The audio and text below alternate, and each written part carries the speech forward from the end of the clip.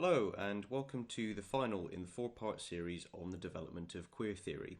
My name is Max Reynolds, and I'm the author of The Revolutionary Renaissance, a study on the dialectical evolution of totalitarian thought.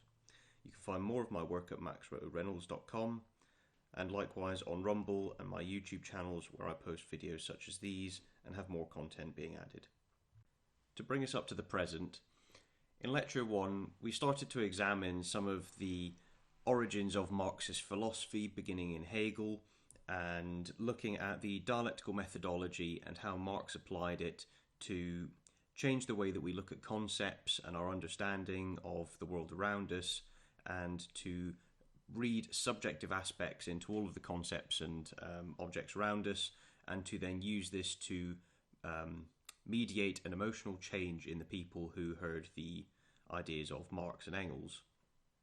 And obviously quite key at the start of their project was the reading of the division of labour into the family, and then using the family as the basic model of society through which the rest of social organisation and civilization developed, and how this was all involved, and how the oppression within the family is cascaded out into the rest of society and through the economy. So they obviously reject the family. Likewise, we see Gramsci's rejection of the controls on sexuality, just as Marcuse similarly rejects the controls on sexuality.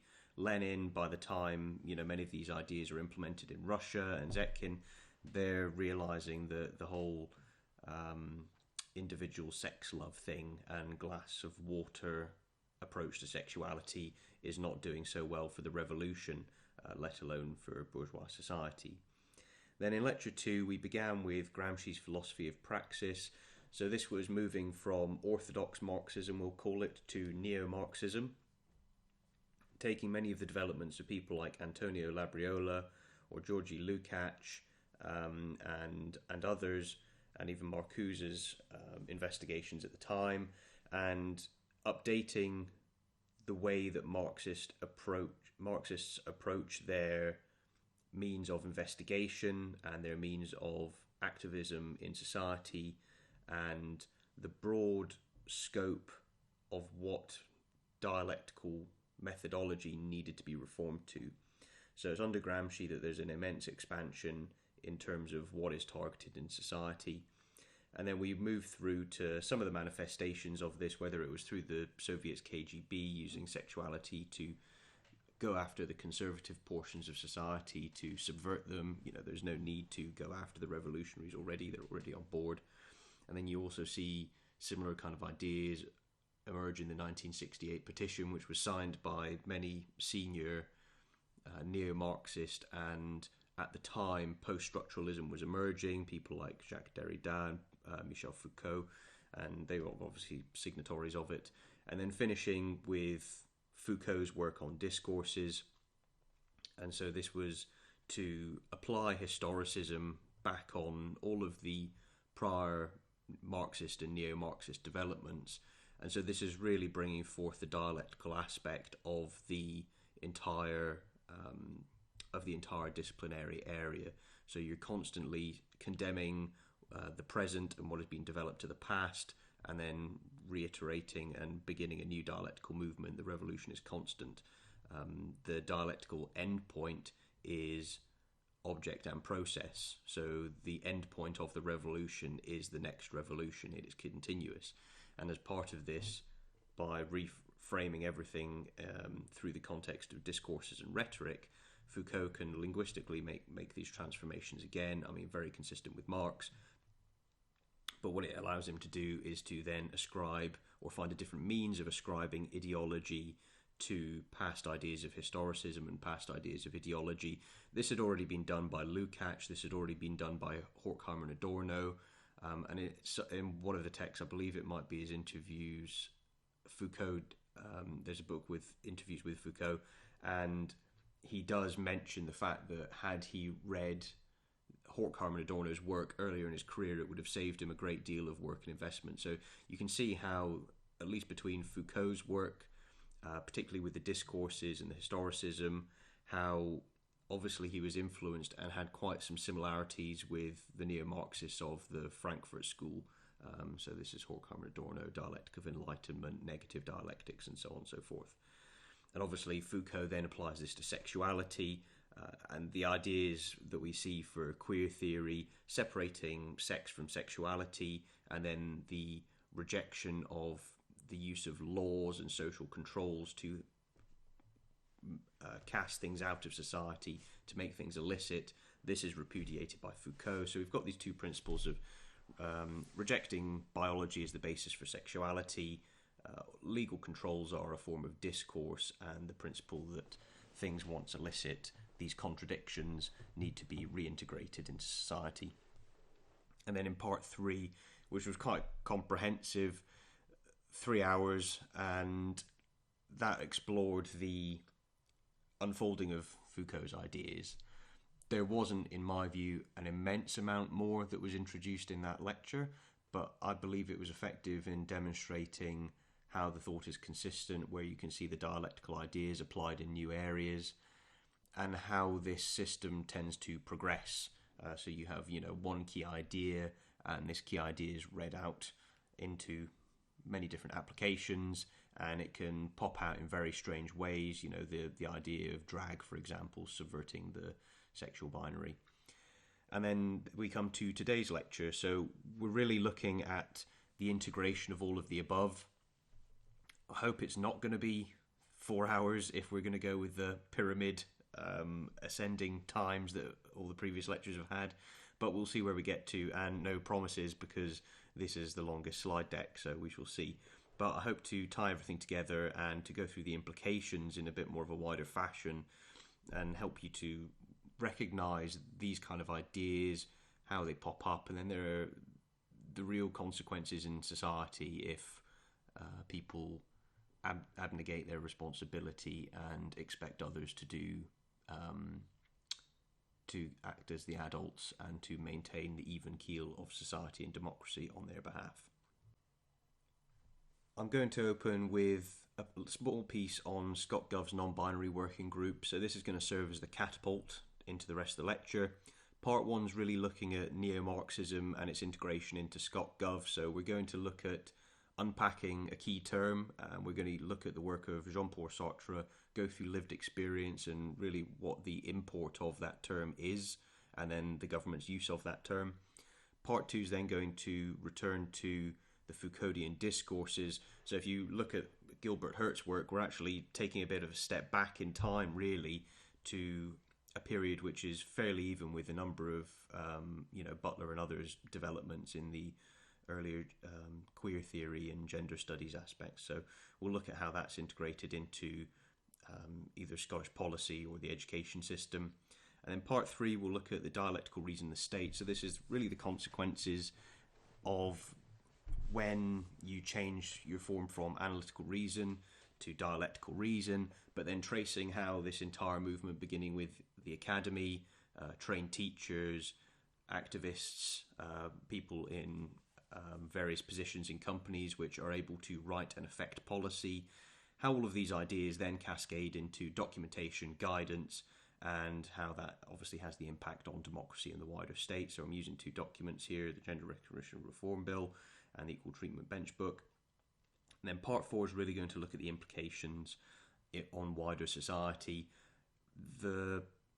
It's going to be a bit of a split between a broader assessment of what occurs when you begin to integrate the dialectical methodology into society, but then also with a specific bent on sexuality.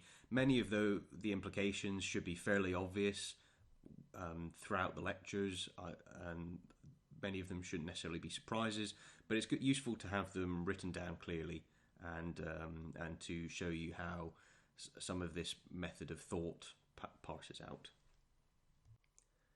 This slide is just a quick reminder on some of Foucault's key ideas, and essentially one of the central ones is revolving around how the sense of victimhood and creating different identity categories or taking something which has been previously excluded can be labelled as a victim, and then victimhood used in order to reintegrate this into society, but as part of a broader strategy in order to effect a revolutionary transformation. As I said, we were going to look at the non-binary working group as the catapult for the rest of this lecture. And they inform the ScotGov's approach to equality, and there's a brief point to be made there, but it's equality from the dialectical framework, it's from the dialectical perspective. And so equality here is already prefiguring that one group of people, for whatever reason or another, are intrinsic victims, they're inherently oppressed, disadvantaged, and XYZ is all terrible for them. And so special measures need to be implemented for that group in particular in order to raise them to the position of equality. So this is not equal within a liberal framework. This is giving people special privileges in order to make them equal. So it's worth noting that distinction. Now, the non-binary working group, they consist of people with lived experience, academics, and other expert advisors. So academics would be the intellectuals who have come up through the Marxist, neo-Marxist, and post-structuralist traditions, and they would be well versed in the philosophy, philosophical methodology, the types of knowledge, ethics, aesthetics, and so on and so forth that we would expect with that form of philosophy and those sets of ideas. And likewise the expert advisors, so these would be people who were likewise versed in the ideas and methodology, though perhaps not to the degree of the academics. They might not be writing papers, but they could nonetheless be a representative within a company or a special interest group, advocating for essentially neo-Marxist ideas and radical efforts and progressivism within culture. But the key idea here to focus on is that of lived experience. This term in and of itself, rather innocuous, appears to be the types of things that occur and that you remember and have experienced throughout your own life. It has a technical meaning within the neo-Marxist framework, and I do say neo-Marxist because it really originates with Jean-Paul Sartre, who we'll be looking at. So I'm using the non-binary working group's own statements on who they are and the technical terms that they're using to then look into the origin of that technical term, which happens to be Jean-Paul Sartre, who was a neo-Marxist. And then we'll also look at one of the other documents that they cite, which is Gilbert Herdt, and how this is a source of information informing ScotGov policy. Part 1, therefore, is looking at neo-Marxism and the Scottish Government. So we're going to go for the meaning of lived experience, and for that we're going to look at Jean-Paul Sartre, A Critique of Dialectical Reason, to give you a bit of situation in time. This is back in 1960, so this was quite akin to the time where Marcuse was writing about removal of the restraints on sexuality, and also where Althusser was making the call to other French intellectuals to take up Gramsci's project and to then implement it. So this was really in the beginning period where post-structuralism is starting to emerge.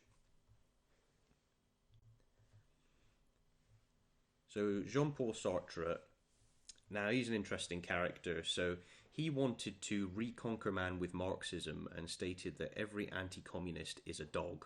So that was from Ravel in The Last Exit to Utopia. And in literary essays, he called for a return of the revolution, and he did raise the question about whether it ought to be by philosophical or mythical means.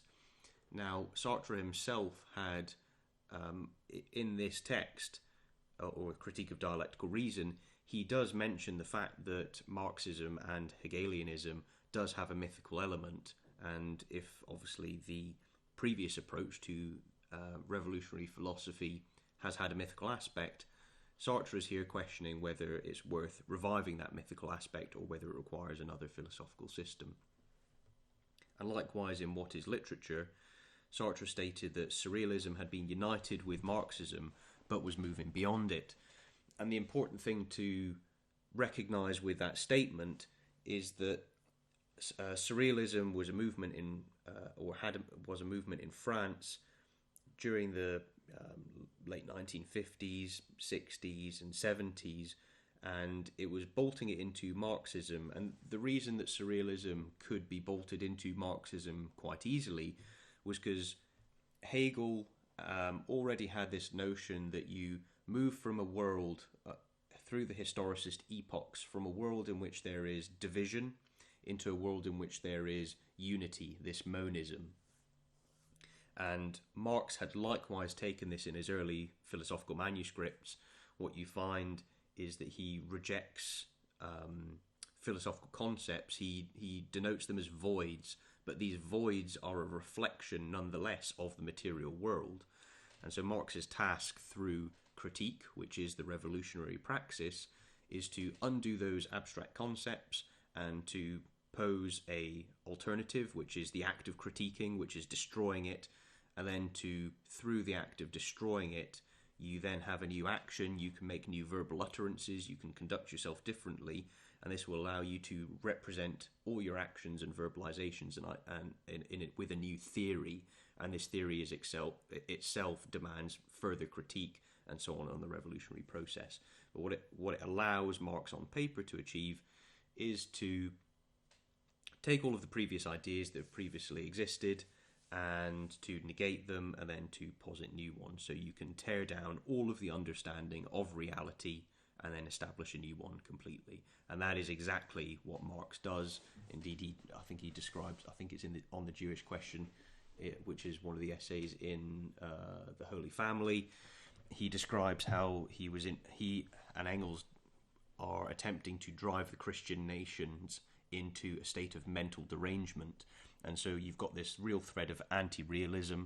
And so once you've got this thread of anti-realism, you're rejecting reality for the ideas that intellectuals have on paper, and you get people to buy into the ideas of intellectuals on paper and to try and make them reality. You try to paste over reality with the anti-real.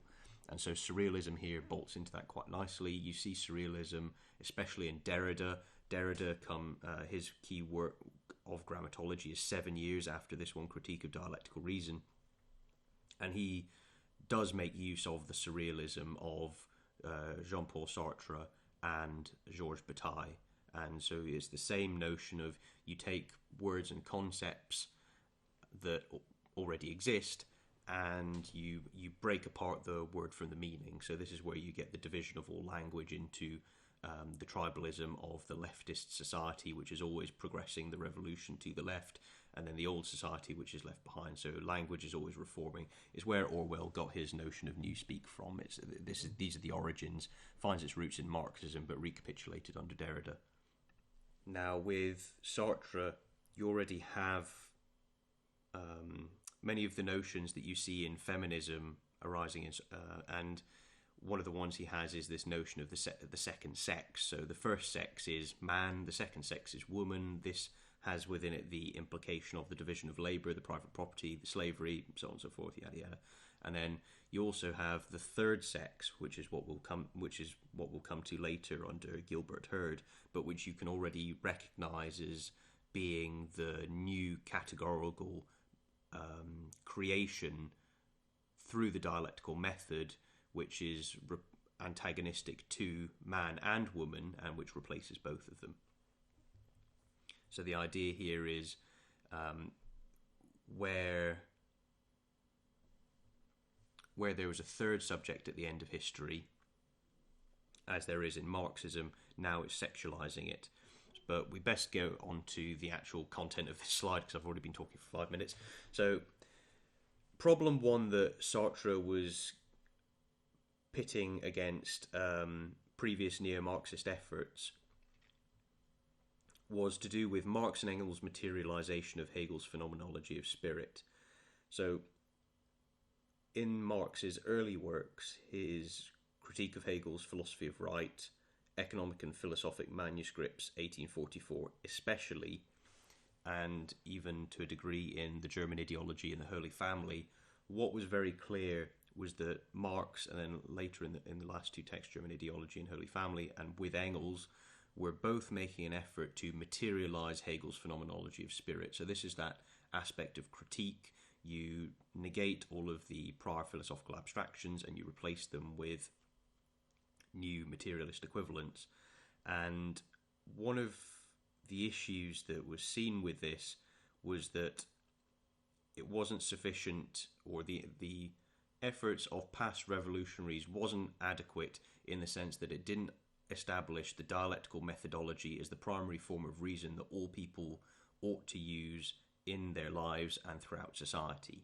And so this is really taking the philosophical critique to the level of the logic itself. So you would be familiar nowadays with the scientific methodology, dialectical methodology, and dialectical reason. That's a different form of logic. This is one that I explore in my book. We've touched on it fairly consistently throughout, whether it's the subject-object collapse and so on and so forth, and the historicism, but it's a very different framework to the way that people would typically engage with life, I believe, though there are dialectics elsewhere, though not of the Hegelian and Marxist form. And so the idea is that Marx's position that praxis outstrips knowledge. And so the knowledge is always subject to the Reformation through the revolutionary praxis. So this is the new actions and then the new theoretic representation above. And so one of the things he says is Marxism is history becoming conscious of itself. So this is the idea where at the very end of history, and this finds its roots in Hegel, you constitute this super consciousness across the collective and existence. So in Hegel's system, this was the absolute. This is essentially the view that, in contradiction to the Christian idea that God was the origin and all creation flows from God, you've almost got this circle where God creates the world, and that's basically a philosophical understanding. And then we come to the scientific revolutions, the Enlightenment, and these arguments are used to push theology out of the material world, in a sense. And then you've almost got the opposite problem. It's like, well, where's left for God? And Hegel's solution is, okay, well, we can reconstitute God. We can recover God through philosophy. He explicitly says this. And so in the Economic and Philosophic Manuscripts, 1844, when Marx materializes Hegel's system, he looks for a material form. That's the union of humanity and nature. But this entity that's at the end of history is this godlike creation. And this is the third subject, which looks back through history and makes sense of all of the past revolutions and dialectical transformations that have taken place. And it's essentially a being that kind of comes into existence, but humanity needs to constitute it. So you've got this effort driving towards it. And so the idea is that you are meant to kind of judge all your actions and theories based on the way in which it constitutes this third subject at the end of history and how it manifests it. So the difference that Sartre introduces is basically to have a bit of skepticism. So distrust of the established is necessary if a living Marxism is to incorporate into itself the disciplines which have hitherto remained external to it, amounts to requiring Marxists to establish their method a priori. So this is really the Gramscian aspect, moving from the Marxist philosophy to a philosophy of Marxism. This is the living Marxism. It's dialectical, so it's always gathering new things to itself, and new knowledge and ideas to itself from the existing world, which it can then parasitize, dialectically reform, and use in order to further the revolution. And so the idea that to make the method a priori is to ensure that all people are using the method of logic itself. So Jean-Paul Sartre's critique of dialectical reason is to establish dialectical reason as the norm of thought itself, and from that everything else can be bolted into place. So his main critiques are really not to focus on the economic level of the system, not necessarily the government or whatever it happens to be. It's to use this as the process of coming to knowledge itself. So the second problem he therefore has is the opposition of scientific reason to dialectical reason.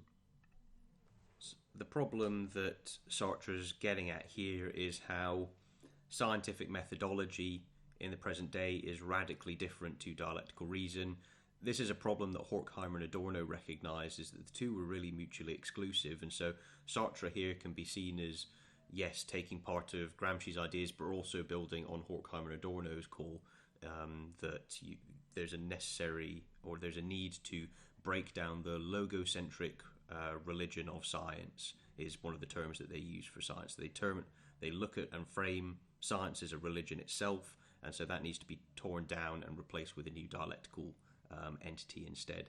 So the problem for Sartre is that scientists take information, they've got a means of reasoning, they try to remove bias from their experiments, they create data, there's means of analysing that data, you've got interpretation, and then even after this you've got a peer review process where other people versed in the methodology ensure that there's been a sufficient degree of scientific rigour so that you can actually say that you've produced something which might be termed knowledge, or you've evolved information in relation to a hypothesis. Now, Sartre doesn't like the idea that people are subjected to this scientific reason, and that's a premise that you also see in Foucault's Archaeology of Knowledge in the introduction, and some of his other works.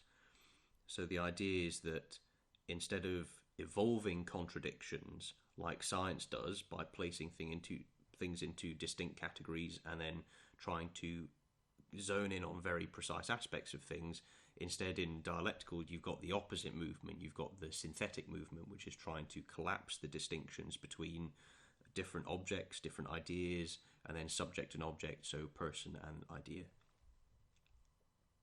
So if you recall the wagon wheel, the idea is to move from one historicist epoch to the next. So those using dialectical reason just take the dialectical methodology as a given. So they would say that all the people are already living in a world where the dialectical reason is a norm, or exists, I should say, but they have not yet realised that the dialectical methodology of reason is the correct way. So they already see them as casting ideas out of consciousness and in some level partake in the dialectic, but it's either erroneously applied or oriented towards the wrong historicist goal. And so regardless, you've got to break all of the connections in the existing society and the methodologies of reason, knowledge, and then reform them all through the correct form of the dialectic.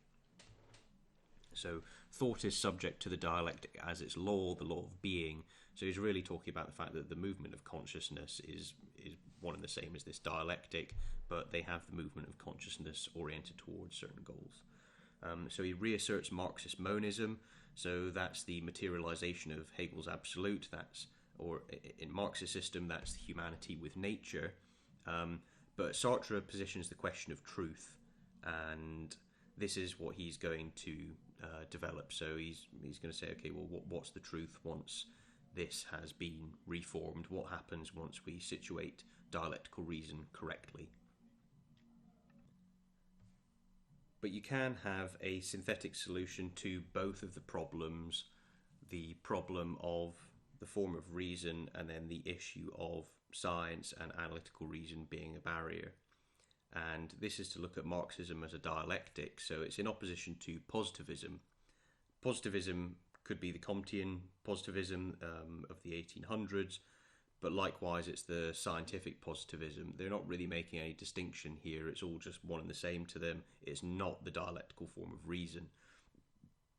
And so what he sets is that the dialectical form of reason is the one that asserts the totalizing truths. So this is the one that integrates everything under that monist whole, or here in this case is a monist sense of truth. And so man must be controlled by the dialectic insofar as he creates it, and create it insofar as he is controlled by it.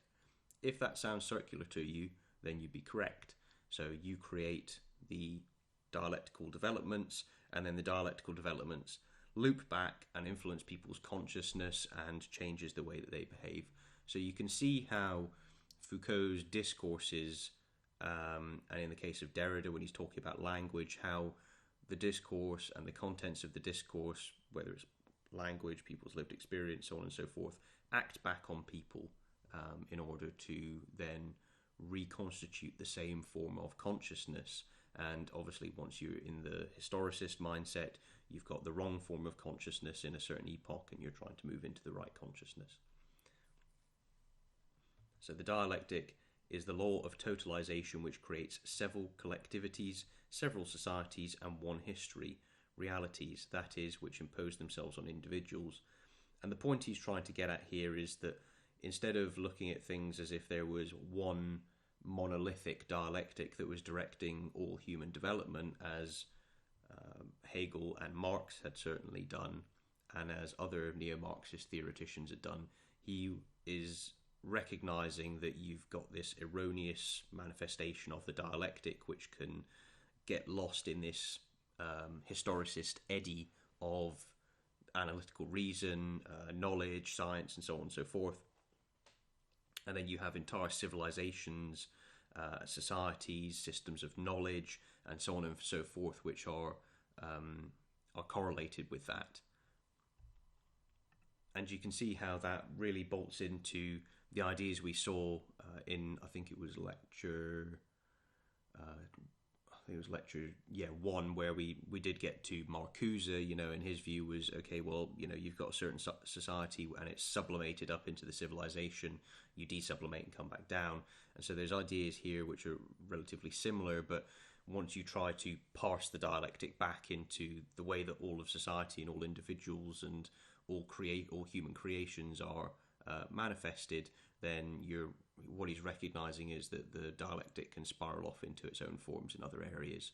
So it's a rigorous form of control that needs to be imposed, which is what his solution obviously being the establishment of the dialectical form of reason being the norm in society. So no one can discover the dialectic while keeping the point of view of analytical reason. So this is extremely important, because what he's stating here is that this particular form of the dialectic which he's advancing is the one which prevents being lost in all those eddies, the wrong kind of forms of consciousness, the wrong behavior, the wrong societies. So it's mutually exclusive. The two cannot exist. If you've got even a taste of the other one, you're contaminated like a sinner. And so you must adopt the subject-object collapse, which is the part 1. You need the dialectical methodology, so that's recognizing that material action is the basis. You have reflection into consciousness, and all of the ideas in consciousness are mediated with one another. Or sorry, they reflect one another, I should say, and you can and you alter them each. And lastly is obviously the historicist aspect. So you've got the method of reasoning, the understanding of the world, and then recognizing that it's part of a process and that you are responsible for constituting the end of history. Sartre rejects the third subject at the end of history, which exists in Hegel and Marx's system, and he instead says that the dialectic is a product. So what's happening is that instead of looking at this kind of event in which or this process where we're dragged forward by the end of history and we're nested within the events of the wider universe, and human history is a counterpart to natural history, which is also dialectically advancing, and then at the end they become united in humanity nature as the third subject at the end of history. Instead, he rejects this and looks for one which is rooted in the human primarily. And so he's saying that this is the main way in which we can ensure that we really know that the dialectic is true. It's the subjective claim that it is the case, and it's the experience of it which, for him, affirms this. But what that means is that the dialectic now becomes freed from essentially being a collective or a natural one to being represented at different levels of existence. So on the one hand, you'll have a lived experience of the individual, so that's the dialectic of the individual, but you'll also have the lived experience of a collective, the collective's dialectic. And so you can kind of see how the dialectic itself is, in a sense, eurobric. So you have these dialectical manifestations and recreations contained within themselves. this circular logic which reproduces itself, so the Eurobric aspect, but then the temporal aspect from the historicism, which turns it into a fractal. And so you've got lived experience, but you can represent it within an institution, an idea, a certain behavior that you're conducting, within a family, within a discipline. It's represented in all of these different places, and your consciousness can move and touch all of these things, and it interweaves and connects them all. And so he moves from dialectical materialism, so that's another way of saying Marx's methodology, and which produces Marxism, and he tries to root it in humans instead. So this is where we go to the lived experience, really. He's trying to use humanity, emotion, intuition as the basis for the dialectic.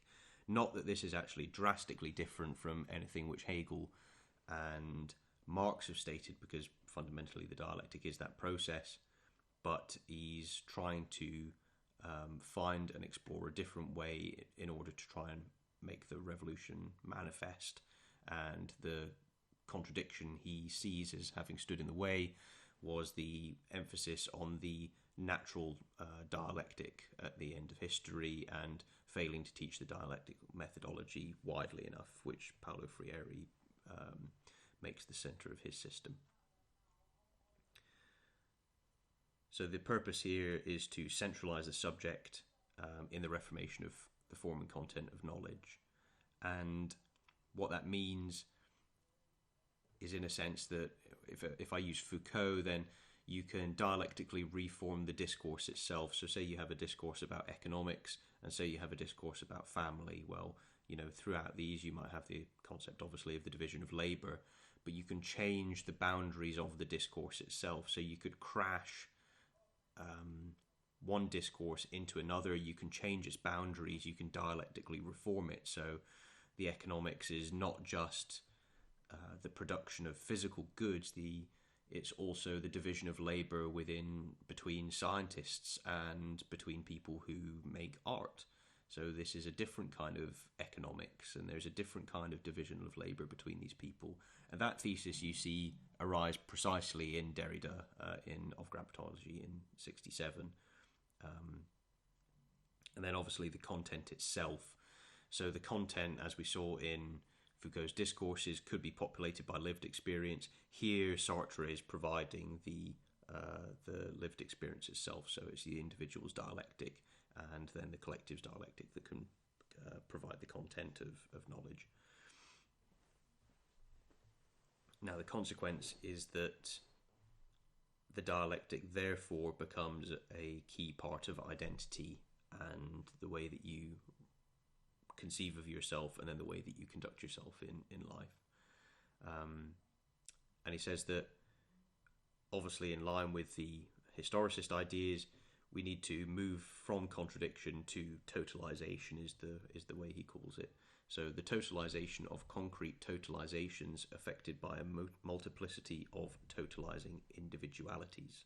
So if we work backwards, totalizing individualities, so an individual is one totality, there's a whole multiplicity or an ensemble of them, and then the concrete totalizations are the materialist iteration. So once everything's underpinned by materialist praxis and theories, then this is all working towards the final totalization. So you've still got a totalization at the end of Sartre's system, although he doesn't necessarily lay it out clearly about what that's going to look like.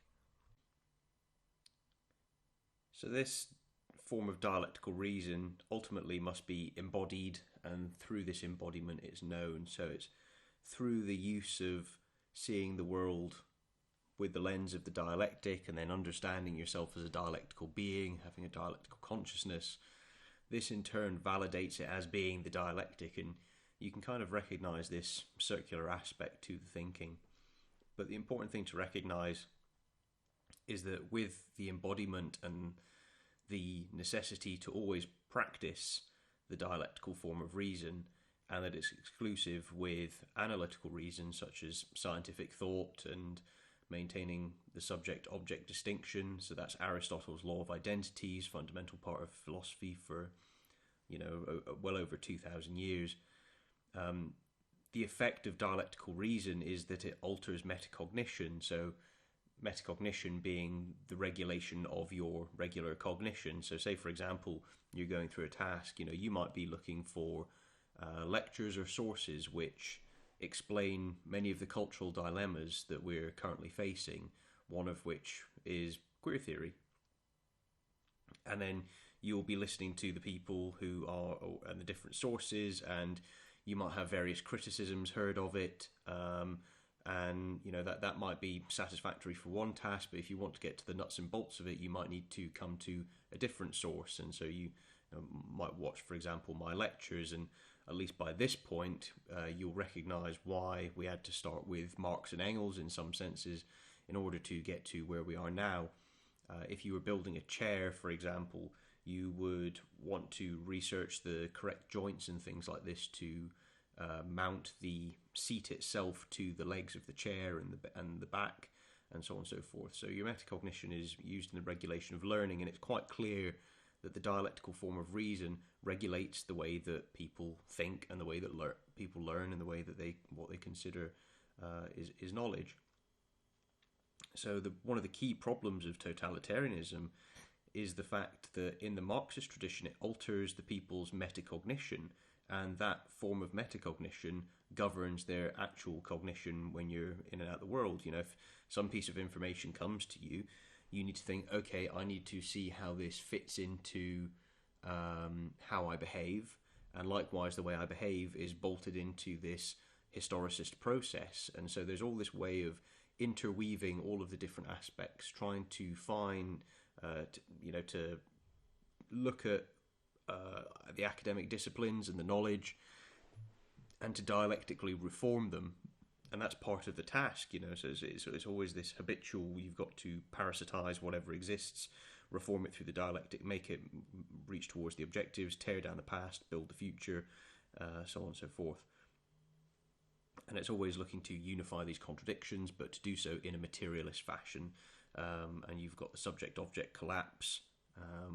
And, if, say, for example, in the sciences, you don't have the subject-object collapse, the key, or the critical task, I should say, of dialecticians is to introduce the subject-object distinction into the sciences. And if people in if scientists or people in more objective disciplines think that they are impervious to this, they should really think again, because once you establish this in primary education as the primary mode of thought, alongside the moral systems of social justice which are associated with it, it alters people's thinking so fundamentally that you'd only then be presenting information to them. In fact, they would see previous scientific research as something underpinned by things like alienation and estrangement, and so it needs to be dialectically reformed in order to not stay in the way of the advance of the dialectic and the revolution. So if scientific knowledge needs to be dispensed with, if people need to be cast back to the Stone Age, then so be it. If the dialectic demands it, then it must occur. So we're dealing with a materialist dialectic, and all that's really stating is a reaffirmation that Sartre's project is of the Marxian tradition. And that's why he says this could be done within Hegelian idealism, so Hegelian philosophy. Hegelian philosophy was called speculative idealism.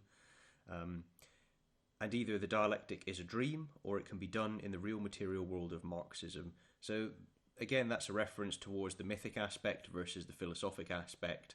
So either the dialectic is, the movement of your consciousness and recognizing that there's some sort of preferred iteration of the world and existence that you would like to live in, and your experience of it as the present, and then how you can connect those two.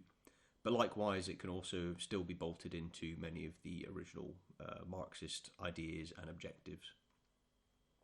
And so the dialectical form of reason alters the form of knowledge. And I've changed the spelling of the word.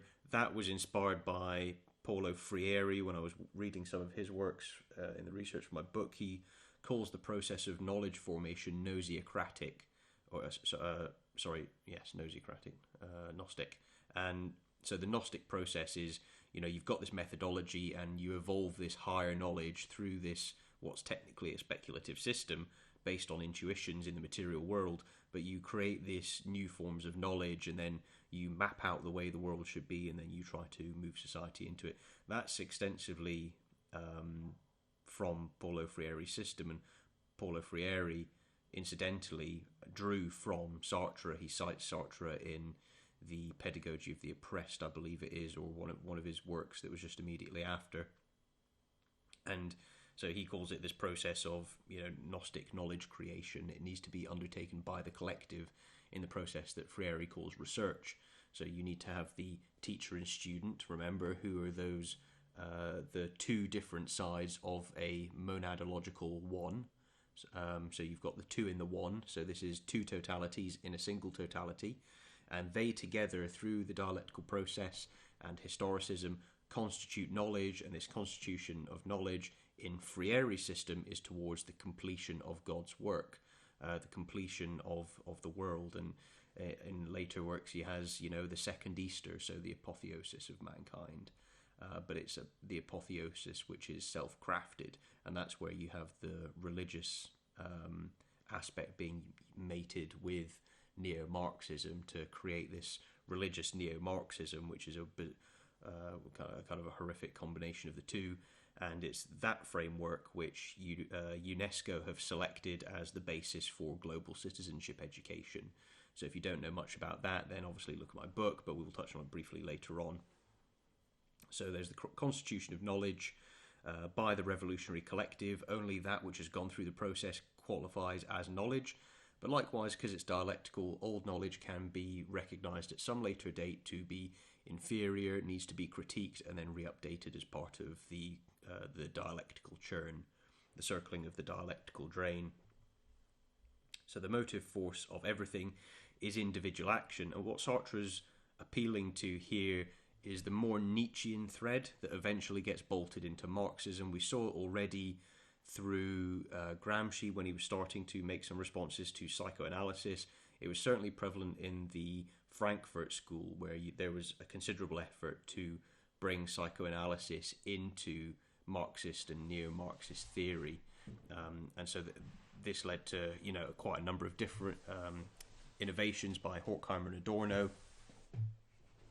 And then you end up with individual action becoming one of the key points. And this is the recognition of the importance of the individual in the revolution. It wasn't, as Marx and Engels predicted, that you just negate the old philosophy, demand that people have class consciousness, and then move into the final epoch. Instead, it's this process of, individuals, they've got their own dialectics as far as Sartre is concerned, and that may or may not align with the ultimate form of the dialectical form of reason which he is championing. So he's recognised it needs to become embodied at the individual level. Indeed, insofar as the individuals in a given milieu are directly threatened in practico-inert necessity by the impossibility of life, their radical unity is in the inflexible negation of this impossibility. Quite a mouthful. So to break down this obtuse statement, what we can see is that you've got the individuals, so each of the different people and persons, and they're in a given environment. So this is a given environment in the sense of time, but it's also a given environment in the sense of social relations. And then we can also think about the ideas and the knowledge and the various other aspects of society that were established at the time. And we can see here the thread of victimhood, which is always, it really is in the bedrock of Marxism, is the victimhood. And so they are threatened. So the people with the dialectical consciousness, they've recognized that there is this positive necessity to move forward, to realize the dialectic across all people, to move society forward. But they're trapped in this stage, which, in original Marxist orthodox doctrine, that would have been trapped under alienation. In Horkheimer and Adorno, it's being trapped in self-sacrifice. In Paulo Freire, it's the incompletion or the domestication to remain in the incompleted state. And in Sartre, it's the interiorization of the oppressor. So in Sartre's view, what occurs is that you've got these, if you're in the wrong epoch, you would be inculcated with the ideas of the oppressor, with the practices of the oppressor. And much like how Foucault looks at discourses as something out in an object outside of us, but which acts upon us and which causes us to essentially get trapped in the whirlpool of this swirling object so that we recreate what that object has imposed on us. Here, Sartre is saying that the ideas, the philosophy, the scientific methods, all of these things that you could term the ideology, happen to be forced into the person as a receptacle, and it's necessarily to overcome this by realizing, obviously, the correct form of the dialectic and then acting towards it. So first you need to recognize, so by the impossibility of life and their radical unity is the inflexible negation of their impossibility. That reminds me very much of something that Marx said in one of his early works. It might have been the Critique of Hegel's Philosophy of Right, it may have been Economic and Philosophic Manuscripts, but where he said that the requirement was for people to know that they had been destroyed. And that's what he's saying, is the impossibility of life. So you've been trapped, you've been destroyed, you've been overcome, you've been enslaved, you've been sacrificed, that core idea from Marx. And so the radical unity, so it's as a collective, recognizing that they need to really ruthlessly negate this impossibility, and by negating the impossibility, enact the possible. And in Paulo Freire, that's obviously the constitution of God's work, the completion of God's work, rather. Whereas in the critical theorists, it's normally just the constant reform of negating the past, so not necessarily knowing quite where you're going, but as long as it's informed by Marxist, neo-Marxist theory and methodology. So we can start to understand why Sartre can say something like, Marxism is history itself becoming conscious of itself, and if it is valid, it is by its material content, which is not and cannot be at issue here. But precisely because its reality resides in its content, the internal connections which it brings to light, insofar as they are part of its real content, are indeterminate in form. So what he's getting at here is that notion of constituting the dialectic as a result, and then so the dialectic is here something which also realizes itself at the end of history, whilst at the same time it's prevalent and acting in each of the consecutive phases up until the end of history. And so, well, he's talking about Marxism here, so it's at the end of Marxist system, history becomes conscious of itself, looks back through all of the events that happened, all of the mass murder, devastation and misery, and says, yeah, we did the right thing to get here, so that's cool. And that's how Marxists typically think, which is, that all of that is just contradictions and mistakes on the journey. It's, you shrug your shoulders and try again. So the reality resides in its content, so you've got history becoming conscious and looking back of itself, and then the content is the movement of history towards itself. So you've got the form, which is the movement of history, and then the content, which is the movement and the actual phases and the sequence and the things that need to be implemented in order to manifest the endpoint. And obviously, the connection here is that, it's got to be materialist, that real content. So our extremely slight dissociation of ourselves from the letter of Marxist doctrine enables us to see the meaning of this question, what are the limits of dialectical reason, as the disquiet of the genuine experience which refuses to collapse into non-truth. So the thing which I'm wanting to highlight here is that Sartre is positioning himself as taking only a slight dissociation from the letter of Marxist doctrine. So when people are using the term lived experience, it should be recognized that it is only a slight dissociation from the letter of Marxist doctrine. Of course, by the things I've been saying at this point, that should be abundantly clear, but this is just Sartre putting it in his own writing. I think it's quite useful when we consider the type of advice and the content of policy that the Scottish Government will be putting into place when it comes to persons with lived experience. So in summary, Sartre rejects the law of identities of Aristotle and reaffirms the subject-object collapse. So that's the wagon wheel, you as the subject at the centre, reflecting ideas out of your consciousness. That's represented by the felloes at the end of the wheel, and these all reflect one another, so that's the connection with the tyre. And so rejecting a dialectic of nature and the Marxist form of monism, but certainly rooting the dialectic in people.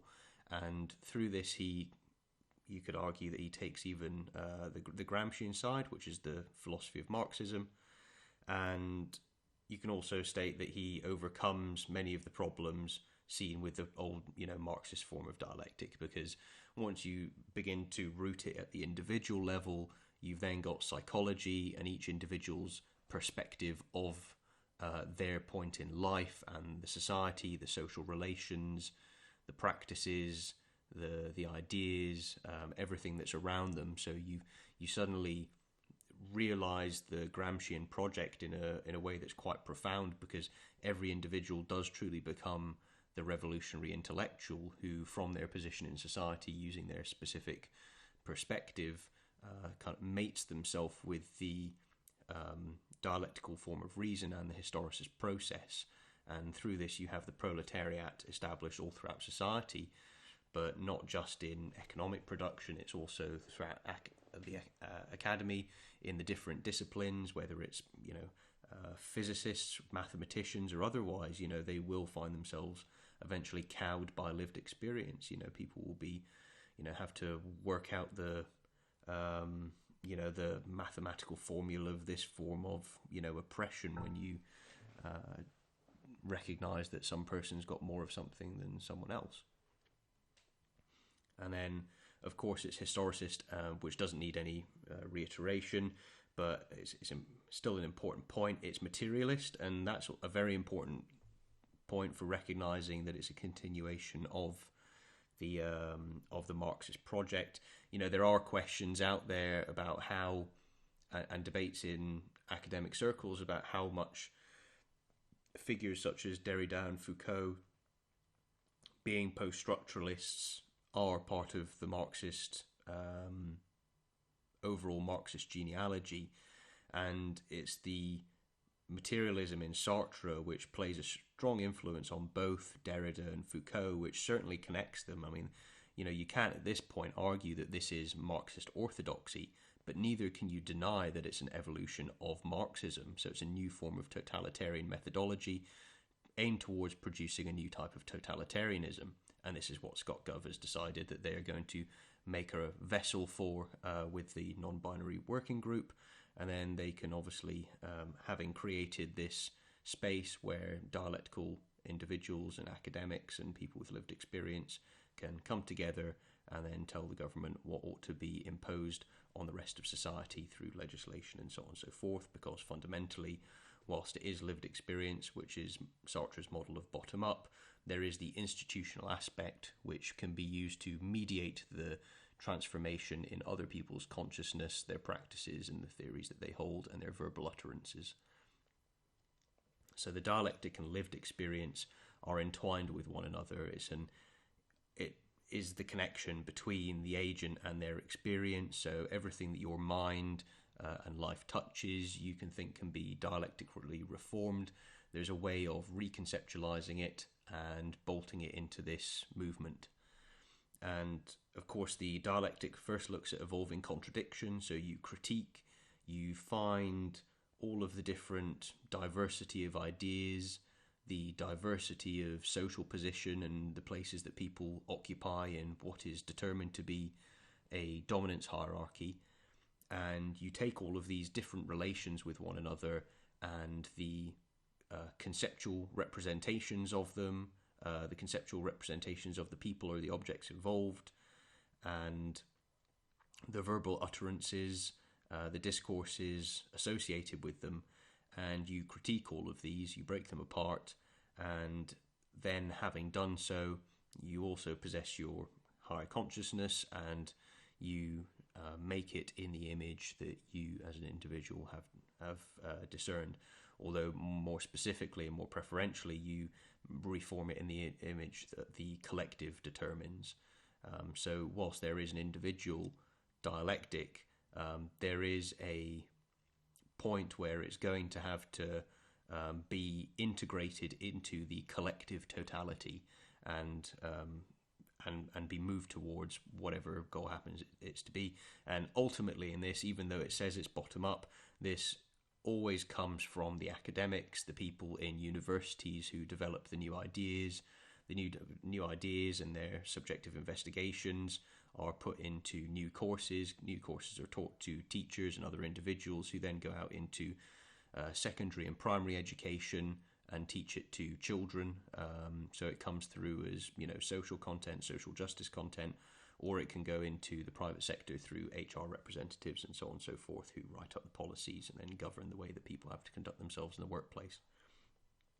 So you go through this process of involving the diversity of how society is structured. You critique it all, you reduce down the structure to this kind of base material. You can then include the things that were previously excluded, and then you arise into this new higher stage of equity. So diversity, inclusion, equity, DIE, if you've ever heard of that. And it's a self-reforming process, so you break apart once and then you continue ever after. But the key thing with lived experience is that it's a fundamental part of your identity, and it plays a role in metacognitive regulation. So it really is critical to understand this, because it takes advantage of things like self-bias. So the information that's associated with yourself, the dialectic is looking to take that and then bolt it into how you see yourself constituting this ideal future. Likewise, if something rejects that ideal future, then it becomes, through the collapse of all distinctions between subject and object, a rejection of yourself. So there's not really any negotiation that's going to be prefigured into this system, and we can see that emerge in all of them, but it's explicit obviously in Marx and Judith Butler. I've attempted to map out the dialectic in practice just to give some useful examples. So the body has sensory perception, which we receive and we can emit as well, so that other people can perceive. We have attention, so we focus our either our eyes, or we hear a sound and we turn our heads to look towards it and figure out what it is, or we're conducting ourselves in a task. So you're listening, you've got your attention to this lecture, but if you were maybe listening to it and you're on a bus, you might see something out the window that someone's doing. Obviously, we have emotional experience about the world as well, to all the events around us. And then we can also conduct ourselves, and then we can verbally represent the entire world. And likewise, we can use speech to communicate ideas, whereby people change their action and then change the world. So, the world is a place of action, which can be verbally represented and, reformed through action and speech. And then you have the mind and consciousness aspect. So that's really coming back to your personality, which we would understand as being influenced, both by, your biology, but also by the events around you in the world. Then, the cognition, so what you're actually thinking about, the way you're regulating your cognition. And then the semantic knowledge, so this is the facts that you see about the world. And what the dialectic would be looking at doing was taking that semantic knowledge that you've got and then situating it in the dialectic, and then obviously putting it towards the goal. And you aren't delimited from spirit in the Marxist genealogy. Marx did say in some of his earliest writings, in one of his letters to his father, that his holiest of holies had fallen and new gods needed to be installed. And this was well before he'd actually set out on the majority of his project, but it was at that point where he'd come to Hegel's work and then obviously developed his own materialization of it. So for Marx, the world was Christian and already theistic. You also had Hegel's speculative idealism, which rescued an idea, a philosophical idea of God in the absolute. And so for Marx, atheism is one of those ideas which in the stage of class consciousness negates the belief in God, the belief in the Christian God, and the Hegelian reiteration of divinity in a philosophical idea. So atheism is a stepwise process, but it's not at the actual end of Marx's system. At the end of Marx's system, you end up with the materialization. So that's homo deus in union with nature. So you've got the domains for action. So when we're kind of coming back to what we're touching on, which is the sexuality aspect, you've got the bodily. So things like the way you dress, the way you speak, the intonation, your behavior, these can all constitute parts of gender identity and the lived experience of that gender identity and the practices associated with it. But likewise, this all takes place through people. So people are in cultural institutions. We've talked about the academy, but also media, primary and tertiary, primary and secondary education, in religious areas, in sporting groups and political parties. Likewise, the state, so, the different branches of the state, and then the different branches of, the professional part of the economy. So all of these aspects can be read into the different domains for action. And so you can build up a nice matrix here, and you can think about how, lived experience and dialectical reform and historicism can be used in each of these different areas, and how different people will respond to it differently from different perspectives. And then, likewise, the dialectical bifurcation, you can say, well, when someone reacts negatively to the dialectical efforts towards revolution, how can we turn that to help the revolution? And so you can make those people look like horrible, oppressive extremists, and that's often the strategy. And then what else can we do to advance the revolution? And that's obviously to tap into ideas of the things that are good. So you only ever appear as good. So it's also that stratification of good and evil depending on the revolutionary group. So one of the key things to remember are the principles that govern some of these dialectical transformations. And I go through this at more length in part 5 in my book, The Revolutionary Renaissance. But to pick up on some minor points, or some of the points, it's the control of language, and the elevation of passions. So you can see why scientific reason's a bit of a problem, because it's not necessarily interested in elevated passions on some sort of political topic. And then likewise, as part of this, you define and you use language to create antagonism. That, of course, is mediated with the elevation of emotions. And you can do that by establishing contradictions with society and classes, but then reading into it victimhood. So you create new categories and establish the victimhood. And so, for example, when it comes into the gender aspects, then victimhood can be anything such as not having category X available on some piece of documentation. Being missexed or misgendered would be another. Dead naming is something I've heard about, which is where you use the name of the person prior to when they changed their identity. So before they dialectically reformed, if you use that old that old historicist name, then it's a dead name. If you even asking people what they are because it should be self-evident, that can be a problem, which induces victimhood. Rejecting the compelled use of pronouns. So rejecting the speech, you can see how this undermines the discourse. That's also an issue. And if you reveal the person's identity, then that could be an immense issue as well. Even things like avoiding the person. So if you were concerned about stepping on a policy landmine and you just wanted to not deal with that problem, even that could be deemed as a form of discrimination. Anything like staring at them, making jokes, even if no person with those characteristics happens to be present. These are all issues, because the idea is that it needs to be, as Gramsci said, more totalizing in every iteration. So everything needs to be more and more rigidly controlled, and everything can be completely choked by dialectical commissars who police every action and thought. So, for example, in Canada, this is a human rights issue. So if somebody might be forced to use an assigned at birth toilet, that could be deemed a human rights issue.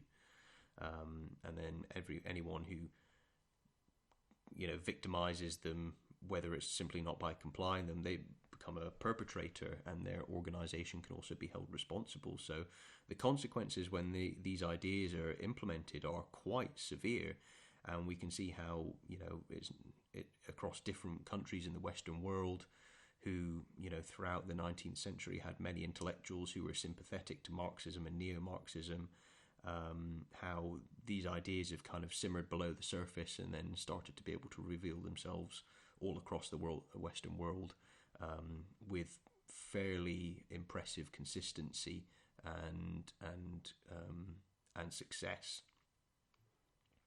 So things like affirming that there's a gender binary, or stating that there would be sexual dimorphism and that there are norms for genders, that would be another way of start creating victimhood. And so the idea is that people must be proactive in removing the old in order to get rid of victimhood. So everything must be inclusive at every stage, inclusive of the dialectical lived experience of whomsoever and on whatever category dimension it happens to be. This isn't limited to sexuality, that just happens to be one domain. When you get into things like global citizenship education, you can see how alternatives, a neo-identity such as global citizenship identity, is situated as an alternative to national identity, and you can go, and that is then used to antagonize between the two, create special care for them and equality, favored equality, and so on and so forth. So yeah, the victimhood reduces the social position of the person accused and de-emphasizes their positive traits, makes people suspicious of them, and it likewise facilitates claims of offence and harm and violence. And so victimhood can here be used as an offensive strategy. Everyone should remember that there was some time when you were at school that, some kid said to you, if you don't comply with doing X, then I'll tell the teacher that you did Y, or something to that effect. So, as victimhood as a means to force people to comply. But when it comes to some of the principles on sexuality, so sexuality is, as Foucault said, a discourse populated by lived experience. But one of the interesting things about those early years, whether it's from the 1950s through to the 70s in French intellectual thought, was the importance of surrealism. And I spoke about that a little bit earlier, where you've got the anti-realist or the surrealist void trying to invert things. Then you've obviously got that combined with sexuality. So at least in my book, I stated that gender ideology can be conceived of as sovereign consciousness's expression of surrealist art through its neo-sexuality. And you can think of some of the aspects of these when they do start to get quite surreal as a surrealist art form, and that follows through from Sartre and Derrida. So part 2, we previously looked at lived experience and its relation to the Scottish Government through the non-binary working group. Now we're going to look at the non-binary working group's citation of Gilbert Herdt and his particular work. And so he's someone who's writing in 1996, a couple of years ago now, and he's developing the ideas. He heavily cites Foucault and some of Foucault's works, such as Herculean Barbin, where he's investigating an intersex French person many years ago, and then looking at how their life, pertained and it was interesting, at least to his movement and ideas. We obviously understand why when it comes to Foucault's conception of sexuality. So Herdt is looking at an anthropological study, so he's looking at how individuals are bolted into their societies. Remember, this is in 1996, so a number of years before quite a few of the developments we looked back at in Lecture 3. But still important nonetheless, because it's a very clear exposition of the Foucauldian approach. It really is rooted in the discourses.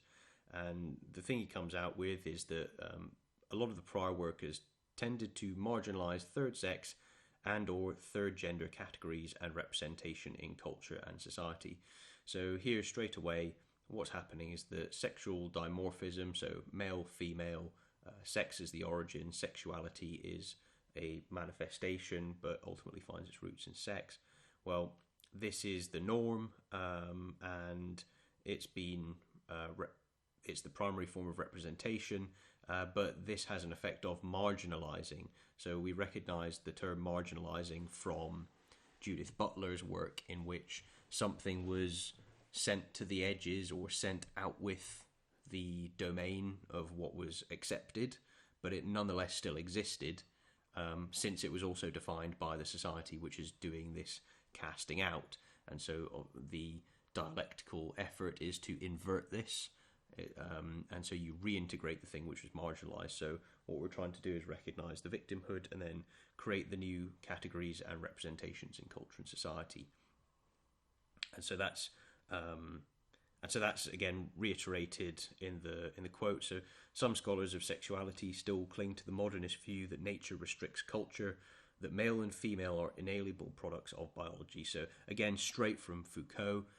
You could also argue that this could have come from Derrida, because Derrida once asked, I think it was in The Beast and the Sovereign, I can't remember which particular seminar, but he said that the phallos, is it proper to man?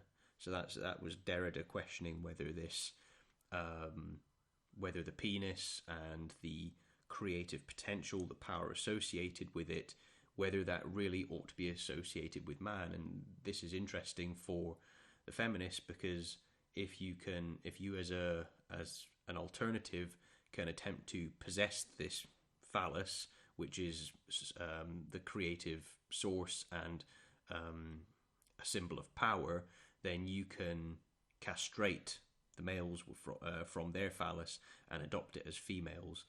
It's a bit of a strange idea, but it's a symbolic way of representing, if you can reverse the roles in a sense, then you can change the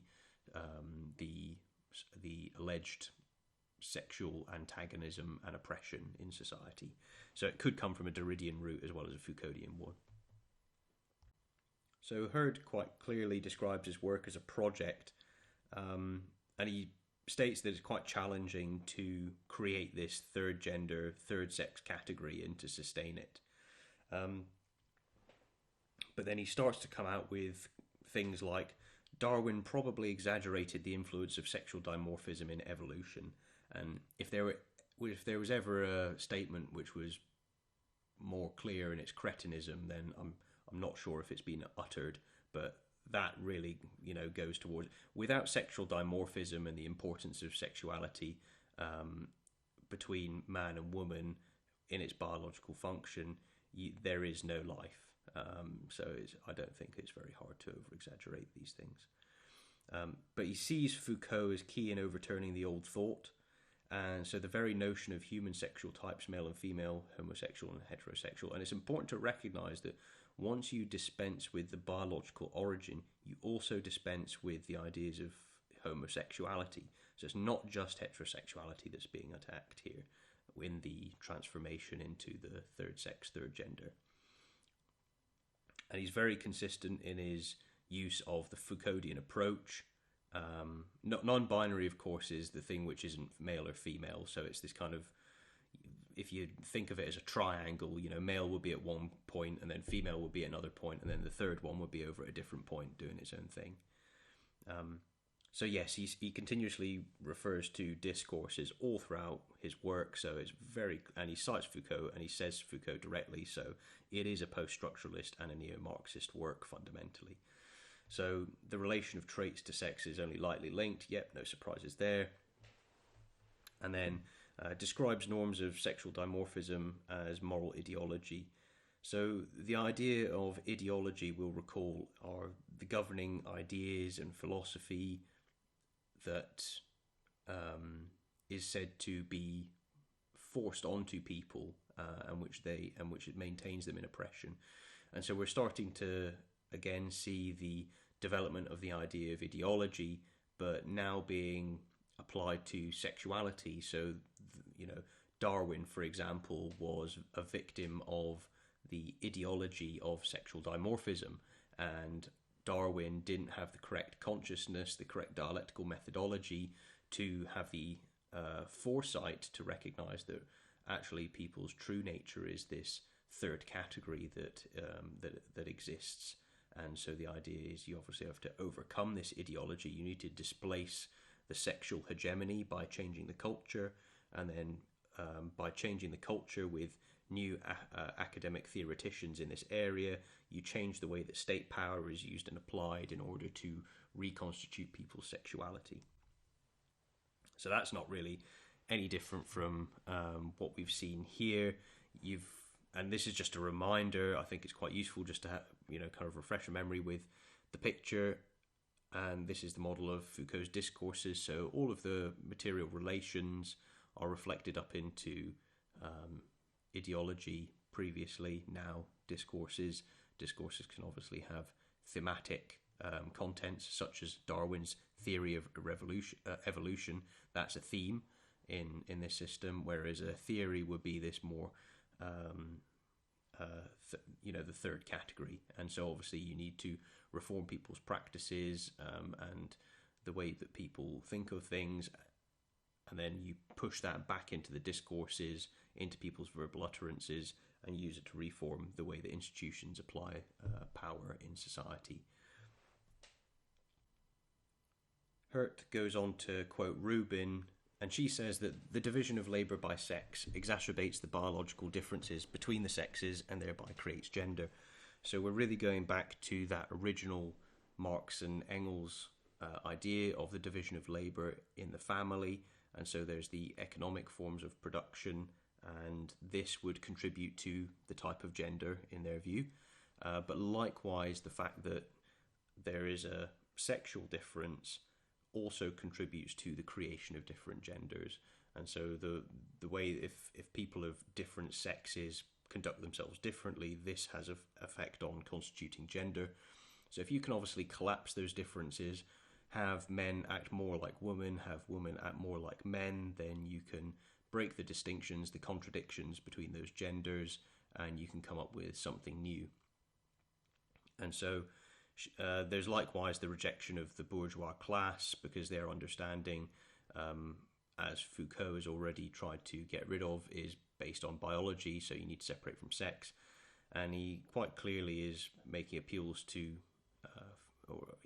citing Foucault directly, when he says that the invention of normality as a social category had the greatest of consequences, led to the production of private desires and their hidden expression in power relations. And so this is fundamentally a Foucauldian discourse argument. This is that the creation of the idea of normality is a discourse which acts upon people and induces the production of the same desires and expressions, and recapitulates the same set of power relations that went into the construction of that discourse. And he has this notion of passing, which is essentially a recapitulation of alienation, appears as masquerade in Butler, or self-sacrifice in Horkheimer and Adorno.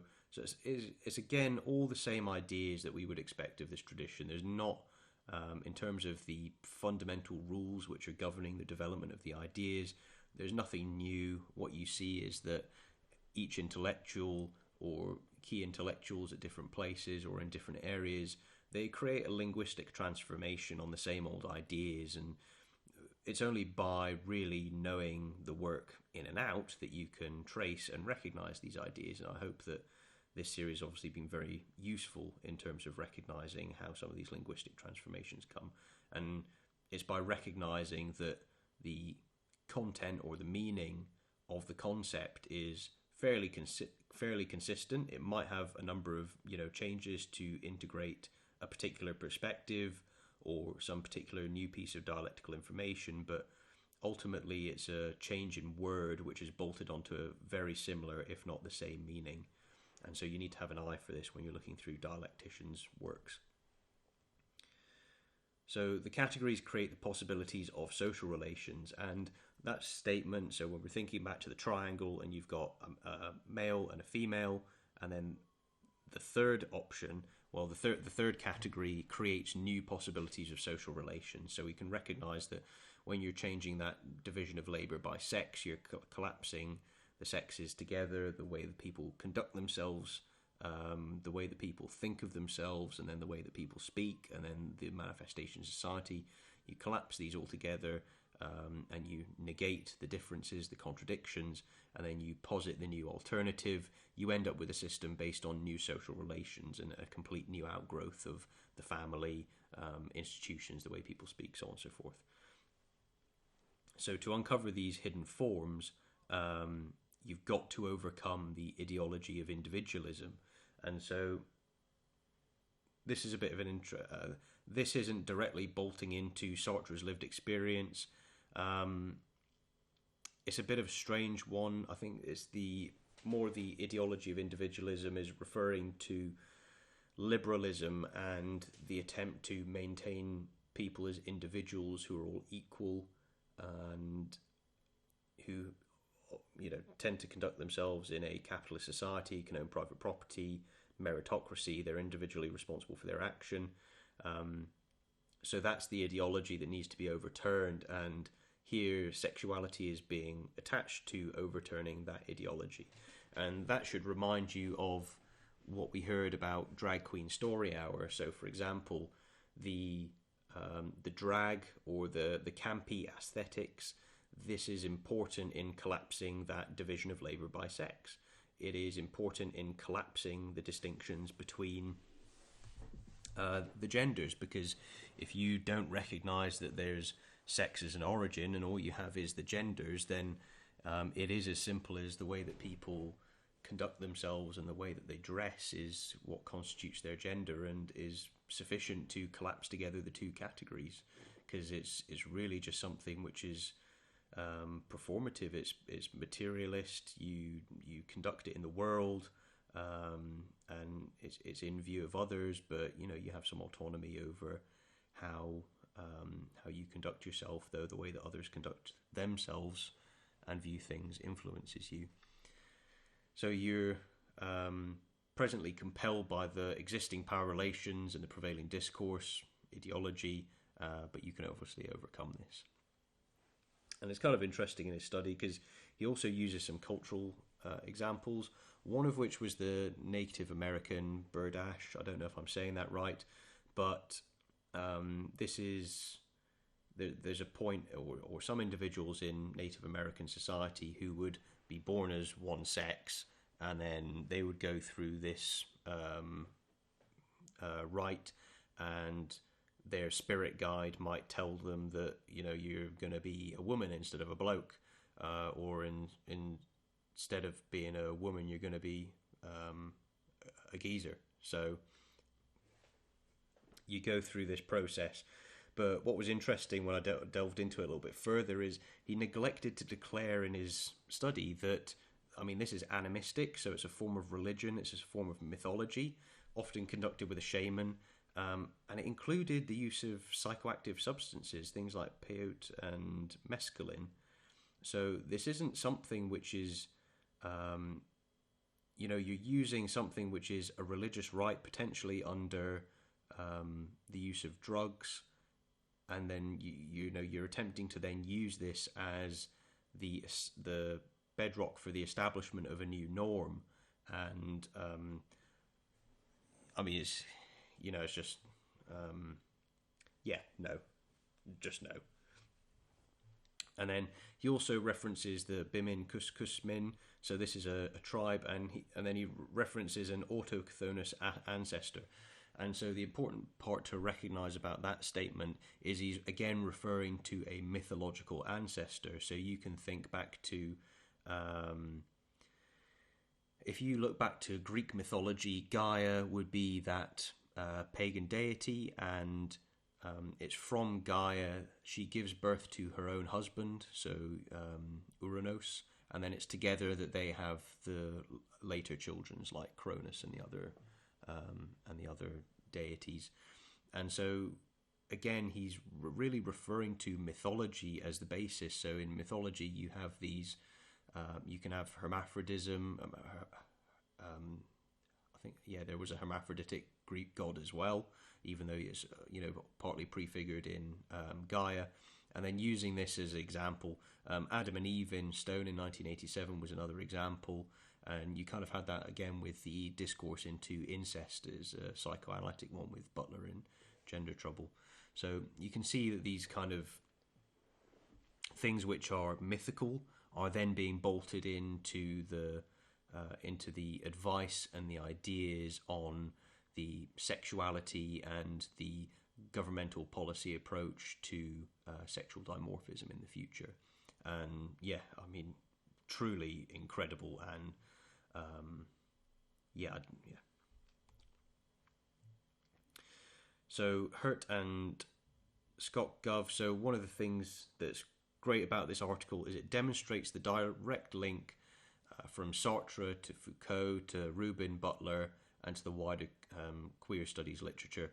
But it also delineates quite clearly the fact that the Scottish government has created a space whereby neo-Marxist and post-structuralist intellectuals can inform the government on the contents and requirements of policy, and of course having lived experience and class consciousness and the dialectical method and historicism will be able to postulate the ideals of the future and attempt to ensure that public consciousness is moved in that direction, top down, where possible, through the institutions, through government, through policy, and then the then resulting bottom-up movement of people who then have to respond to those policies, who then take up those ideas, the later generations, and then really the internal driver, which is, the lived experience aspect. This becomes fundamentally part of your identity.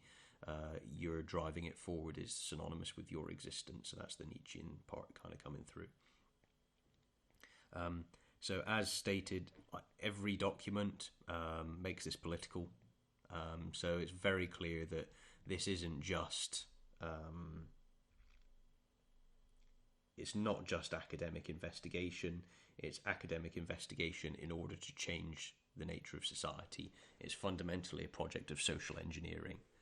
And so we can see that the rejection of sex and gender as being contingent on biology is abundantly clear in Herdt, because he even goes on to mythology and we're attempting to teach children animism and old mythology as the basis of how they should form their identity in the present day.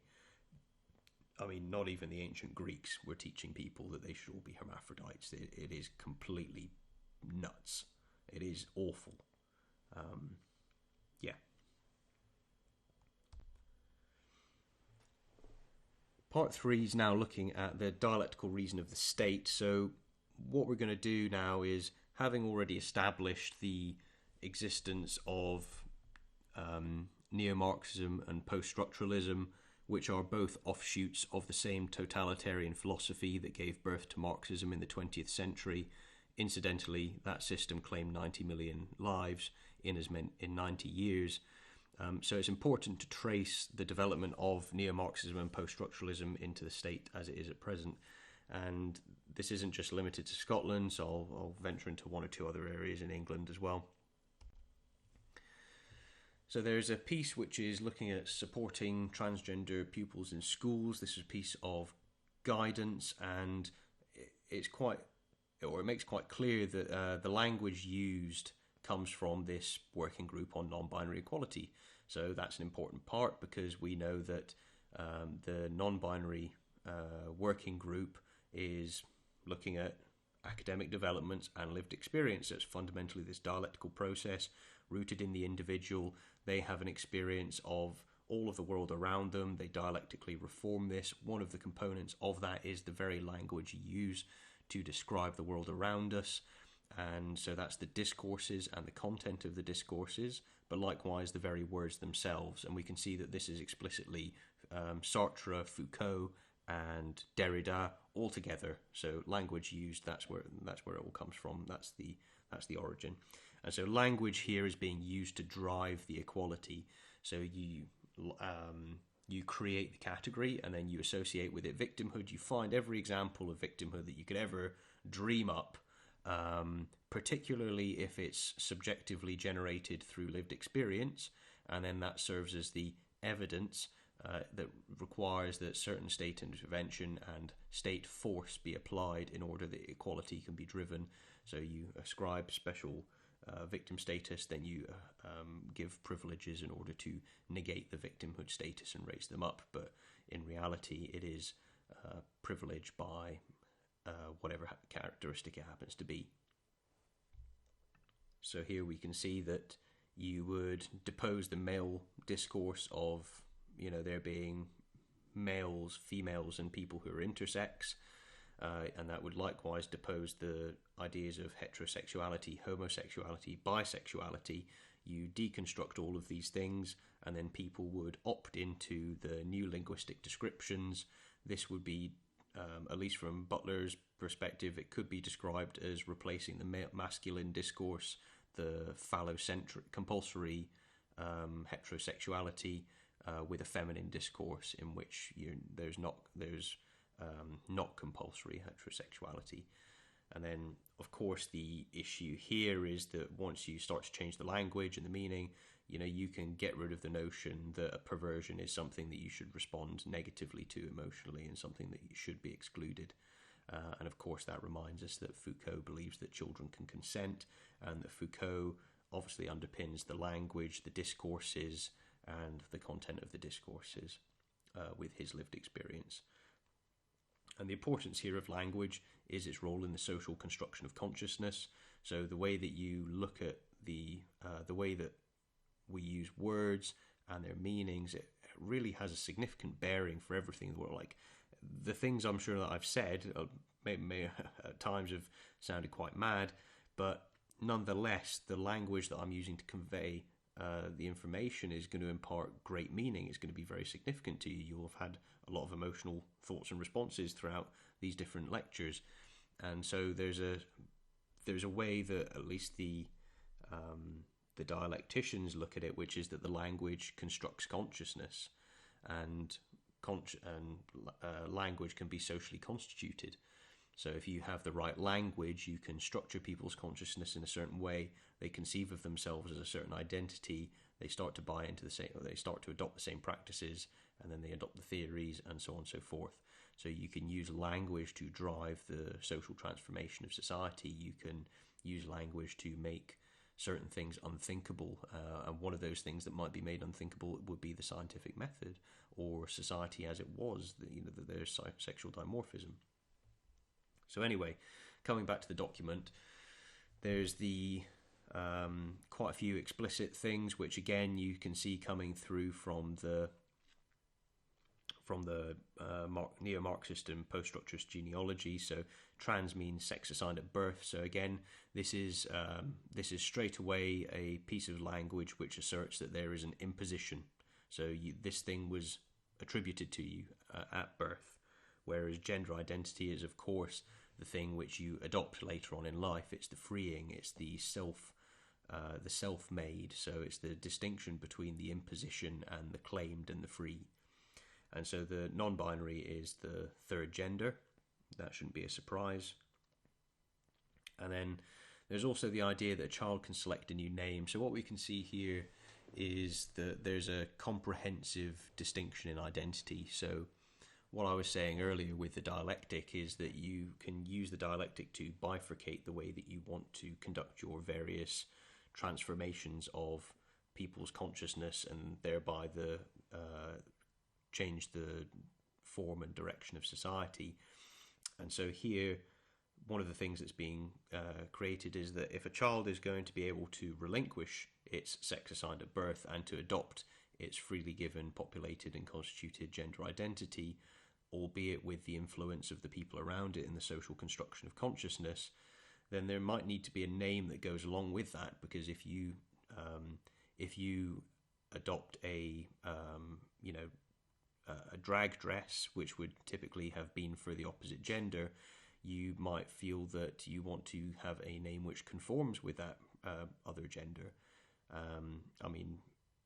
you could argue that it's a little bit incoherent, because if there's no difference, then why should they have to adopt a different name? But these kind of contradictions don't tend to bother them. It's the ones which are most immediately effective in reforming notions of truth into surrealism, and thereby basing a political society on top of said surrealism and anti-realism.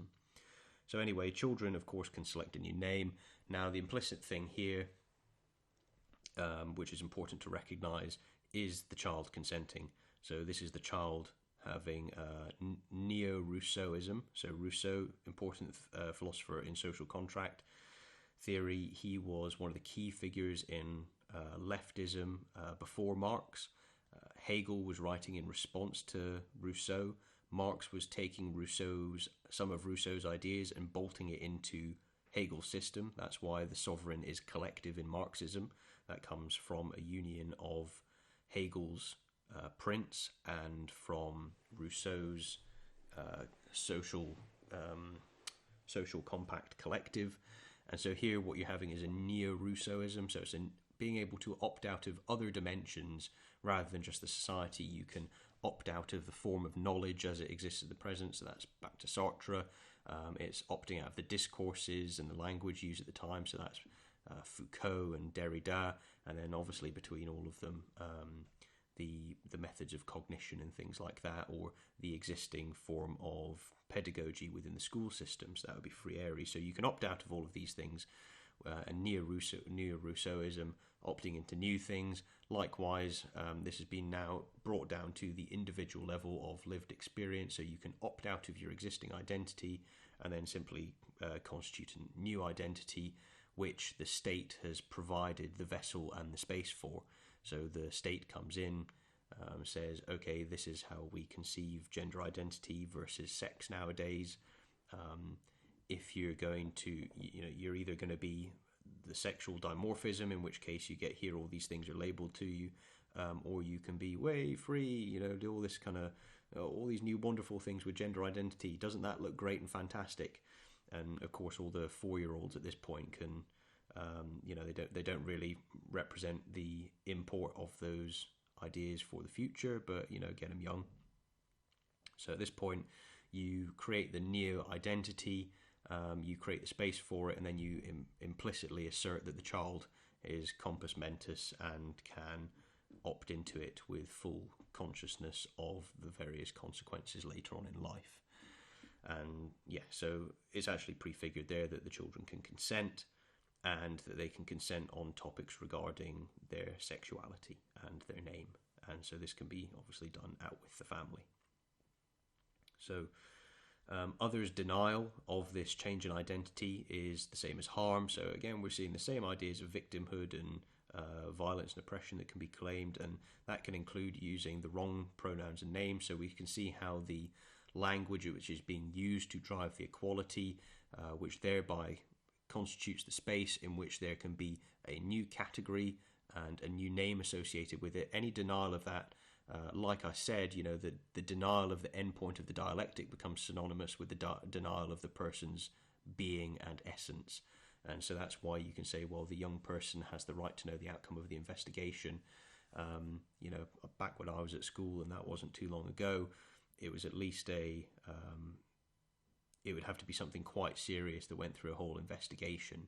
Whereas here, to even accidentally misname, that demands an investigation. So the seriousness of the violation for this social crime demands the highest form of social justice, and so it's promoted straight to the top.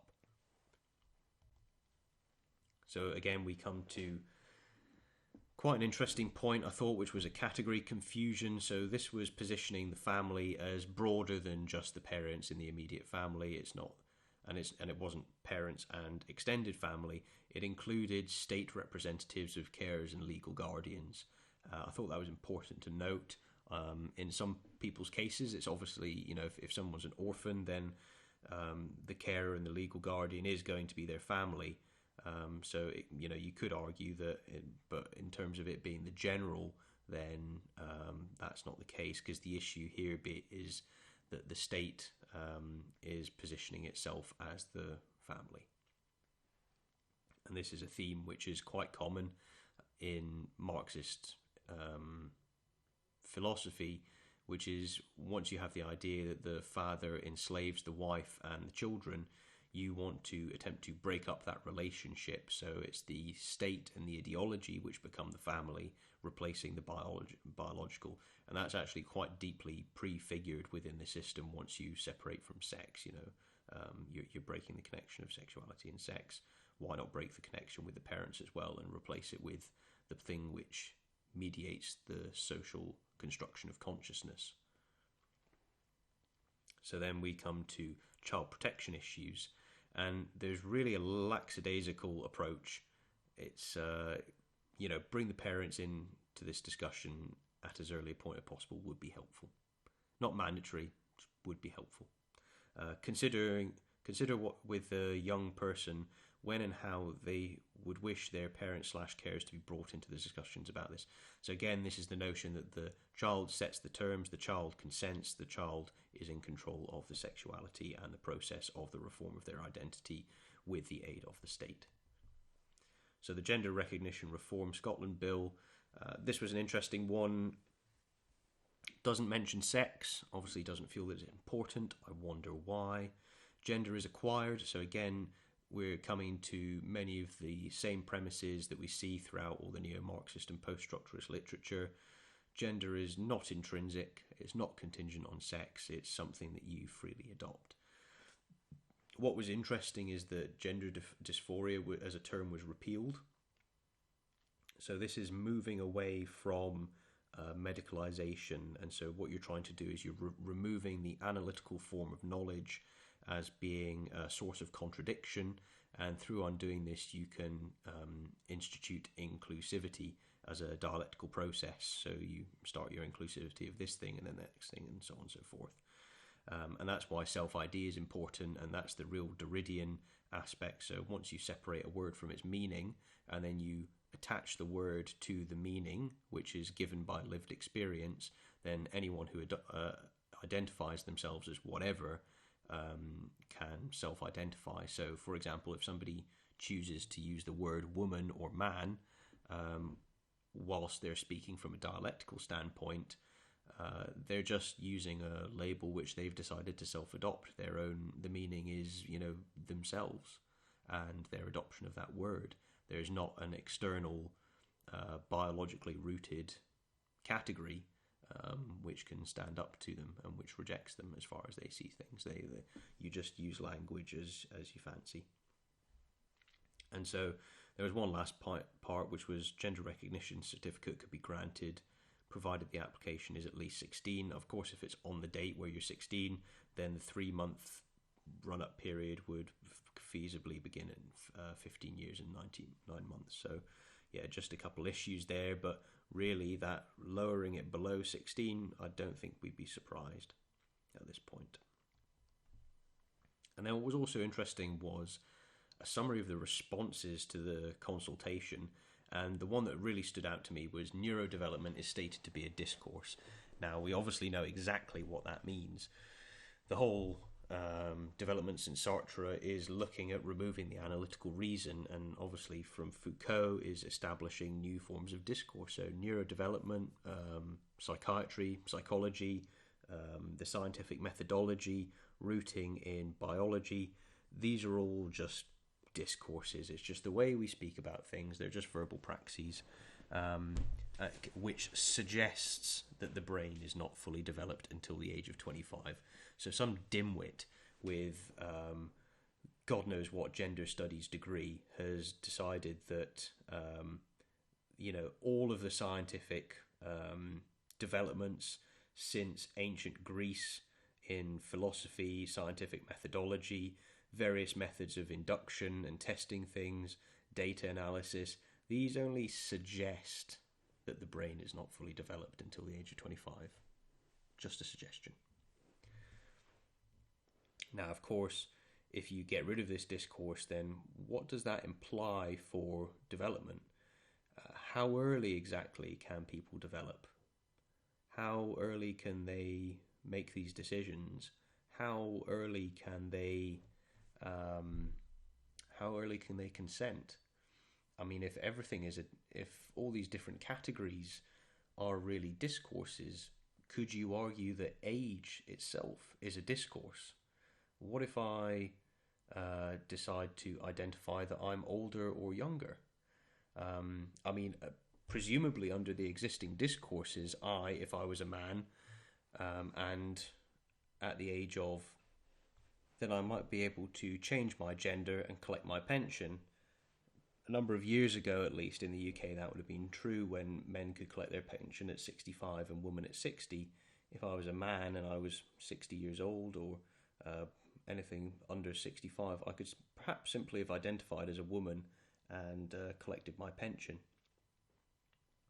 And then the concern here, of course, is that once you've established the principle that children can consent to the change of identity, to do so without the purview of their parents, then what happens if you decide that age itself is a discourse and that age can be self-selected?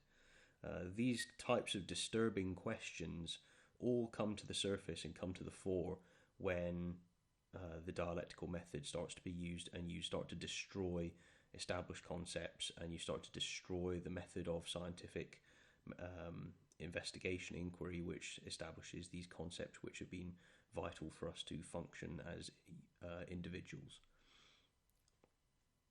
And so, of course, what we're seeing really with the idea that neurodevelopment is a discourse is, well, that can all be negated. The boundaries of what constitutes neurodevelopment can be replaced. And indeed, it's with Lev Vygotsky, I believe he was citing Otto Ruhle, and Otto Ruhle had the idea of the proletarian child, which is very much the one whose consciousness is dialectically reformed based on the social construction of their consciousness, presenting them different stimuli. So, of course, neurodevelopment in the scientific sense is one form of discourse, but you can interact with the proletarian child and have a different neurodevelopmental discourse. And we can really see that come through when we saw in lecture 3 the queering of childhood pedagogy, the idea that some sort of previous hidden identity, sexual identity, had been suppressed and kept hidden by bourgeois society in the past, and that now was the time to queer education and queer developmentalism in order to deliberately constitute a queer culture and a queer future.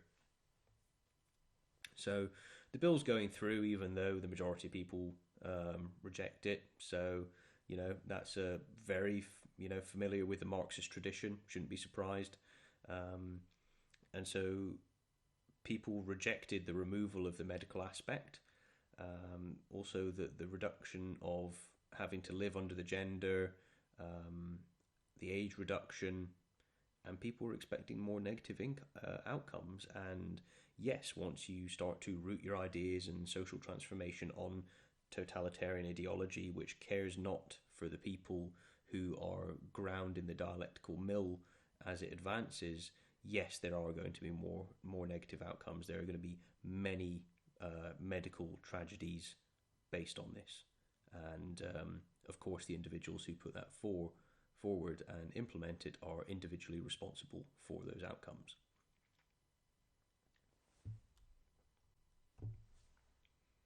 Another interesting one was the Equal Treatment Bench Book in England. So this was published in 2018. This slide is looking at the 2021 February revisions. So one of the things here was that trans or transgender can be used to encompass a wide range of gender identities and experiences which fall outside the traditional gender binary. So again, that triangle, this. Increasing numbers of people identify as non-binary, agender, genderqueer, a broad term increasingly popular among young people who do not identify with traditional gender categories and often associated with a political rejection or radical subversion of conventional gender categories. So here again we're coming full circle. That's an explicit reference to Judith Butler with those who have eyes to see it. And so the key thing here is we obviously know from our previous investigation that genderqueer obviously has a certain meaning. So there's the gender, the performative, the materialist, the active element, and then there's the queer, which is the inclusion of that which was excluded. So it is a broad term. It's a very broad term, and it's one that I am deeply uncomfortable with. Knowing exactly what it is utterly reprehensible, but ignorance is bliss.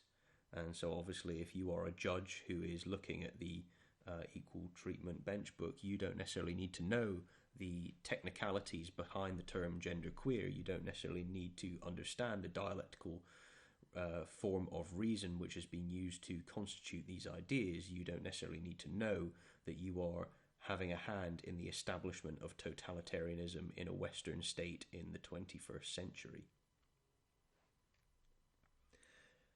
Ignorance is bliss. So transsexual is widely considered to be out of date and stigmatizing, as it is associated with a medicalized approach. So again, we can see why, for example, in Scotland, obviously it's got to the point of legislation, but you remove the gender dysphoria because that's, again, it's like neurodevelopmentalism. It's a medical discourse, so you remove the medical discourse and you replace it with the theories which are derived from lived experience. So transitioning is in part a social process, and that's important in recognizing the social construction of consciousness. So the role here is for lived experience to produce a series of actions and verbal utterances and conceptions of the world which are obviously received from other people. You know, you need to get these ideas, be stimulated by the state or whatever emitter in order to obtain them, and then you implement them in your own life. But likewise, once you implement in your own life, then it causes the entire world around you to have to reform in order to accommodate this. So if you obviously transition, then your workplace might need to make some changes. It might be access to a different bathroom. It might be your own bathroom. If you're in school and things like this, then your friends will have to call you by your different name. They will be made to use your preferred pronouns on pain of a major investigation up to the head teacher of the school. So yeah, this is all part. It is a social process, and it influences the social processes of others. So it's a dialectical reform. It's this event which mediates the change elsewhere in society, and then drags the entirety of society through this process. And so then likewise, there's also the acceptable terminology, which I thought was quite an interesting way of titling it. The idea that there are acceptable words and non-acceptable words, language, discourses surrounding this topic. And so we see the same ideas of dead naming, pronouns must be used. Now pronouns, of course, utilize the lived experience of one individual, and so they reform their verbal practice and then other people's practices in the workplace institution. So again, this is obviously quite clearly well into the legal guidance, and this is all positioned as, respect. You must respect and affirm the lived experience. You must respect and affirm the dialectic. But what about the people who don't want to use the dialectic? Where's the respect for them? Is it respectful of them to compel that they must say a certain word? Is it respectful to people's children to train them that they must, if they wish to continue at that educational institution, continue to use those pronouns? These you would think would be the questions of a political debate, but here we're saying that the notion is that this is a debate that's been settled. Now, the previous iteration of the Equal Treatment Bench book, this was critiqued by a barrister, a man named Thomas Chacko, in a document called Prejudging the Transgender Controversy, published by the Policy Exchange, which is an interesting document. He goes through a number of criticisms of the Equal Treatment Bench book, beginning essentially from the Mara Forstater case. And her radical claim was simply to assert that sex was indeed the basis of sexuality, that biology was real, underpinned by obviously hundreds of years of scientific developments, and whether it's Darwin all the way through to modern biology, genetics and epigenetics. So this was described, this belief that sex is an immutable biological fact was described by Judge Taylor in the case as not worthy of respect in democratic society. Well, obviously Judge Taylor's opinion here is, it is well informed by neo-Marxist and post-structuralist ideology. Whether that came from the bench book or whether that was his own opinion, his or her opinion, that's not for me to decide. But the fact here is that we can quite clearly see how the various dialectical movements in thought and development enter into the judicial process and have a real bearing on actual cases and people's lives in the present day. So this is the integration of totalitarian thought through the judiciary into the British public sphere and the way that people can conduct themselves. So Chacko was raising the issues of essentially taking sides on the transgender issue. It's a political debate, as is very clear that from everyone from Gail Rubin to Judith Butler through to the more modern iterations, they've all themselves said it's political. So Thomas Chacko isn't saying anything revolutionary and out of the ordinary here. He's simply recognising what they themselves have said, though I don't imagine Chacko will have read the actual dialectical documents where this thought originates. And so this is, as he recognises, departing from the existing legal content of law. So it's trying to remove the idea of sex and to establish the idea of sexuality, and furthermore that it's self-ID, so that you can obviously simply select, so you dissociate word and meaning, populate the meaning of the word with lived experience. If I say I'm a woman, I am a woman, and that is all it is. They are just cheap labels, stripped of all meaning.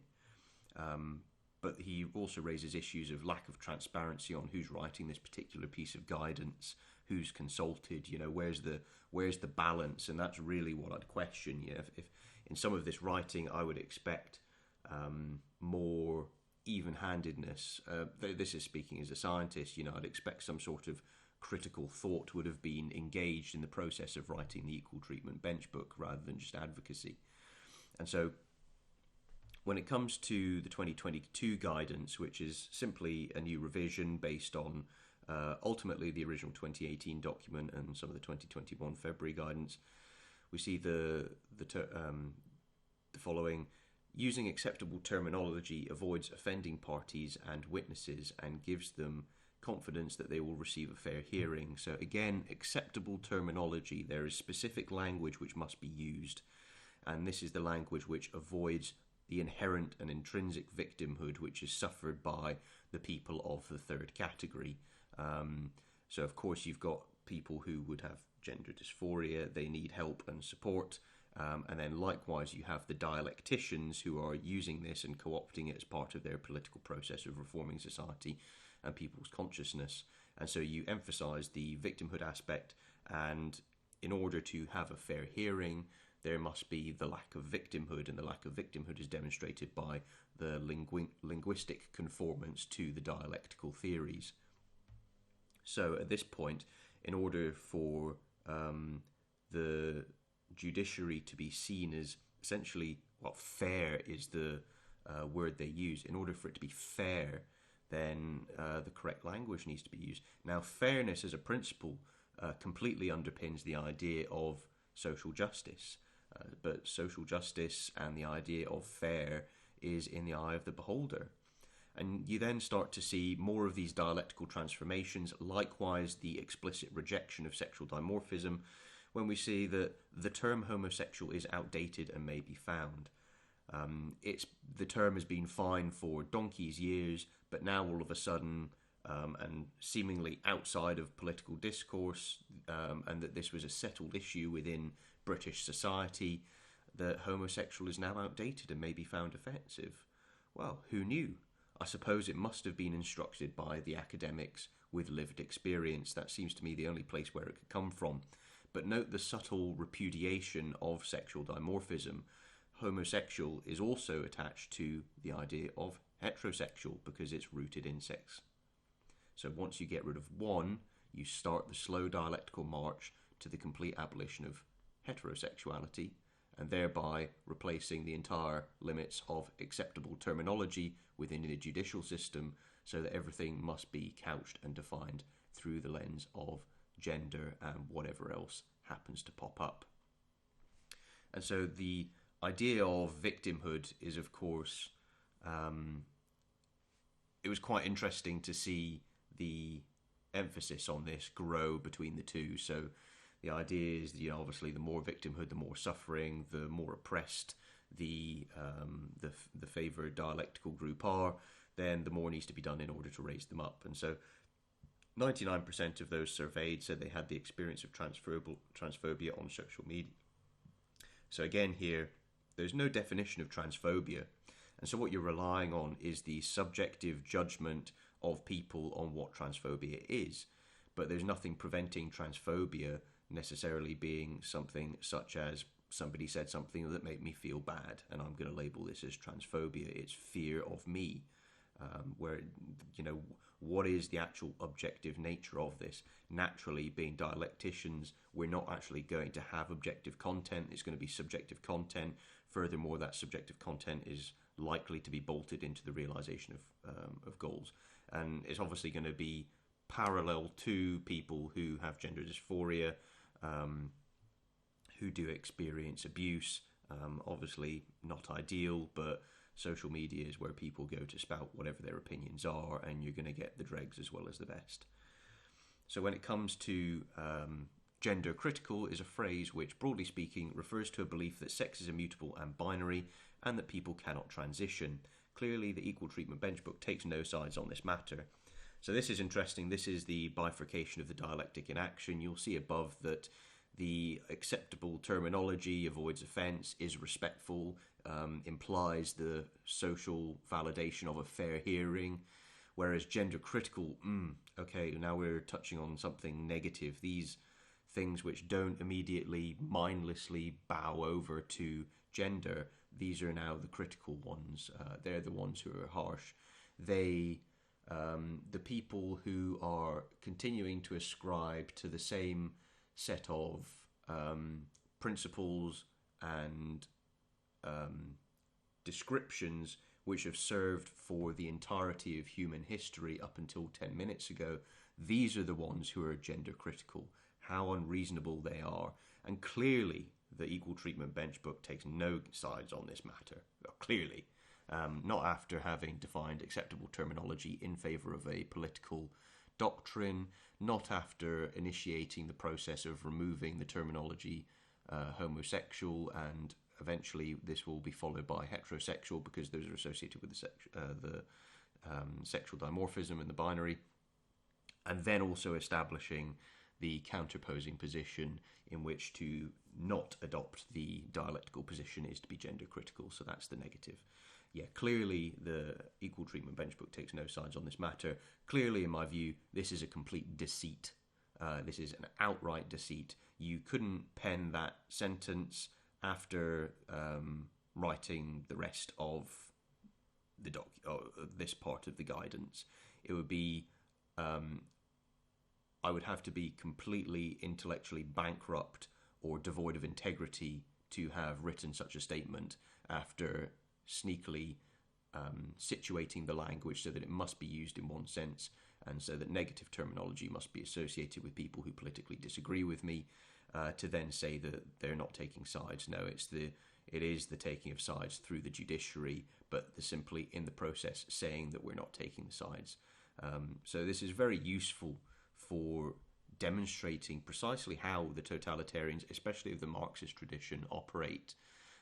Before the issue is closed or really discussed in public, here the special advisors, the people with lived experience who have contributed to the document, for them the case is closed and you're just going to have to suck it up. This is how they're going to act in the judiciary.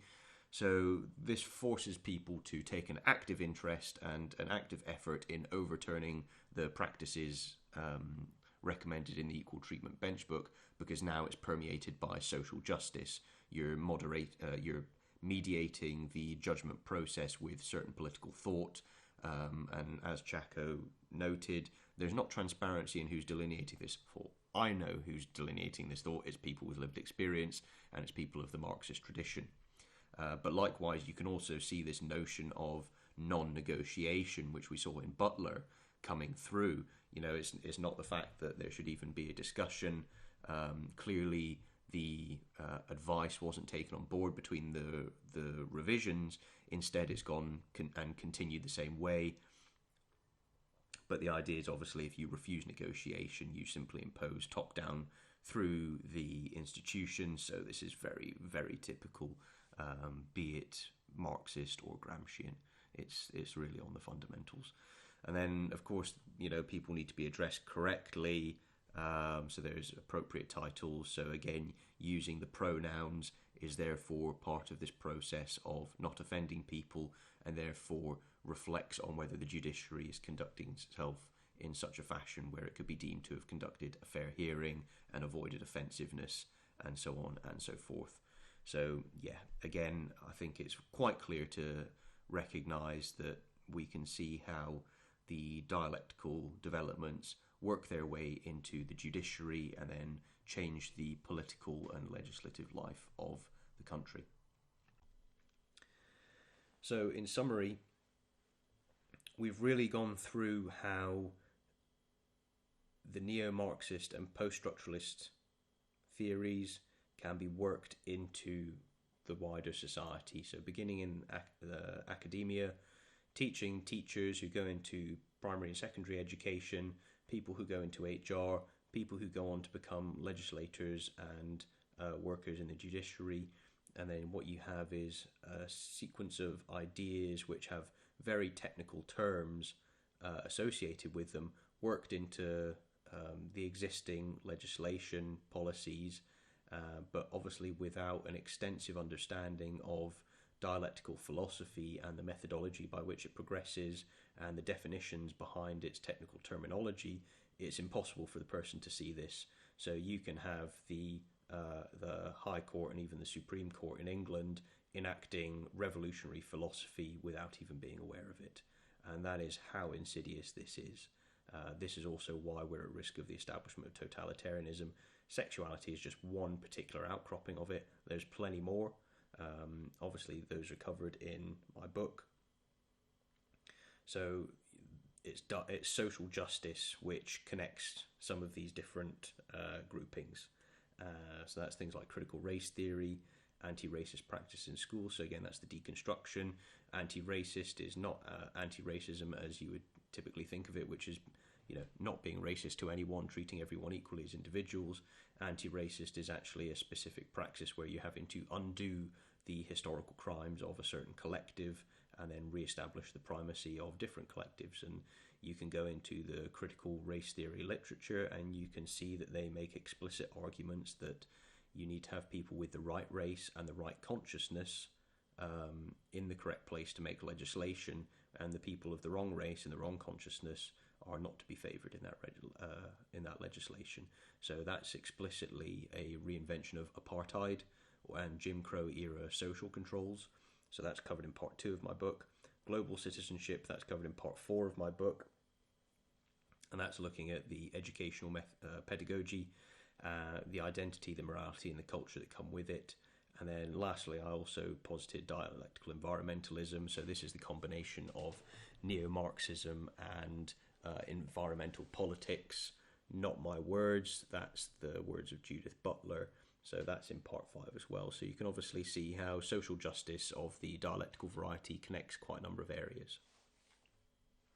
Now, in terms of the main part of this lecture, this really takes us up to the end. And so we'll go on to the work cited. Here we go. So that's what we've cited so far. That's what we've worked with. To now revisit the preface, we can obviously answer all of these questions, and each and any of you who've been listening to these lecture series should be able to also understand and be able to explain many of the background intellectual developments which have facilitated these. So you understand now the origin of the reasons, that's the dialectical tradition, the way in which the dialectical developments take place, some of the principles which govern dialectical movement, and then the contents as well, which we've explored in depth and in detail, which is through queer theory and gender studies. And so it's obviously quite clear to see why a toddler would be presupposed as being able to choose its own name and gender when you've got this notion that children can consent, even at a very young age, outside the parents' knowledge. Then, yeah, that's completely natural. And then if you've got the this same view, then the idea that adolescents can take chemicals previously used for castration in order to permanently alter their bodily morphology, then yes, this is a natural flow from the first. And then when it comes to detransitioners, this is really a question about the discourses aspect. So the detransitioner, the problem from the neo-Marxist perspective of the detransitioner is that they represent a regression into the previous form of discourse. They fail to affirm the third categories, and instead they fall back into sexual dimorphism. This is, of course, against the new discourse, or the new Foucauldian iteration. And so to represent their ideas or their views publicly is particularly painful to neo-Marxists and post-structuralists, because it would represent how their ideas fall back and then move from surrealism back towards reality. And they really don't like that. It makes the linguistic manipulation of other people much more difficult when there's evidence arising that the contrary is the case, that sexual dimorphism is rooted in sex, biology, reality, and fact. And of course, it's really tragic that people with these problems are not being effectively represented and not being allowed to tell their story. And so my advice to them was, don't be delimited by the things that institutions or a totalitarian framework are trying to impose on you. Go out and find ways to tell the story and to help other people understand that journey which takes place with your experience. You know, there's a great salve that can be added to society here, and which ought to be added to society. There's a great opportunity, and so there's a lot of meaning and good that can be done by those people sharing their experiences, and in some cases perhaps preventing some person who may have made the decision but who likewise may at a later date regret such a decision. And that isn't to prevent or denigrate those who eventually go through with such a decision of changing their morphology and being content in the way that they then live their lives thereafter. But of course, we can also understand the implications and precisely the reasoning that has come and developed the idea that the illicit ought to be reintegrated into society. And this isn't something which is just in Foucault and then the wider queer theory and the gender studies. It's also in the Gilbert Herdt document.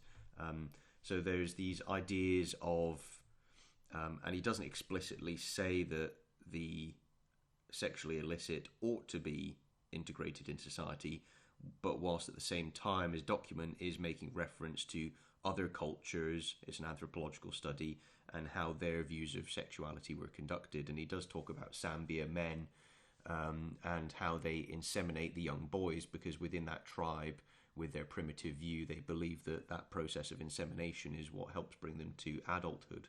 So you, alongside all of the bizarre mythological bases which might be used to constitute and maintain this third category culturally, you've also got some of these other ideas which I'm personally not surprised to see lingering in the wings, and I would say it's quite clear precisely why they're lingering in the wings. And then when it comes to the fact about the academic project to subvert identity, blatantly clear. It's the bread and the butter of the dialecticians. As you move historicist through the epochs, you're constituting different collectives in different epochs, so you need to destroy the old identities and bring out new ones. So it's a constant process of subversion of identity.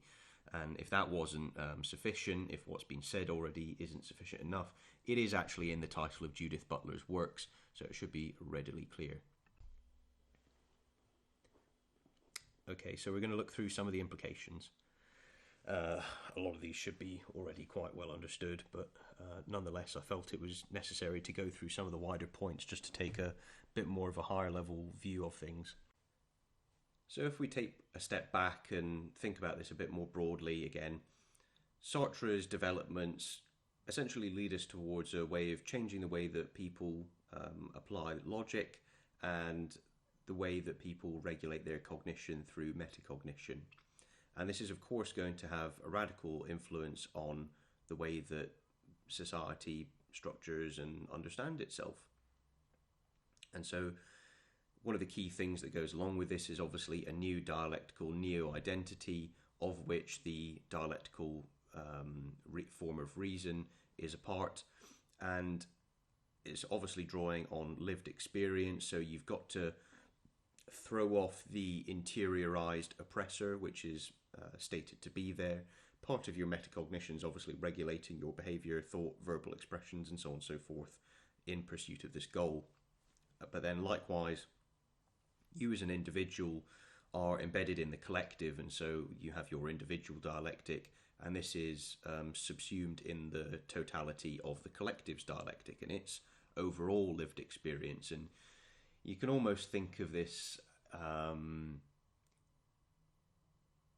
in the sense that he rejected the third subject that's at the end of history that you see in Marxism.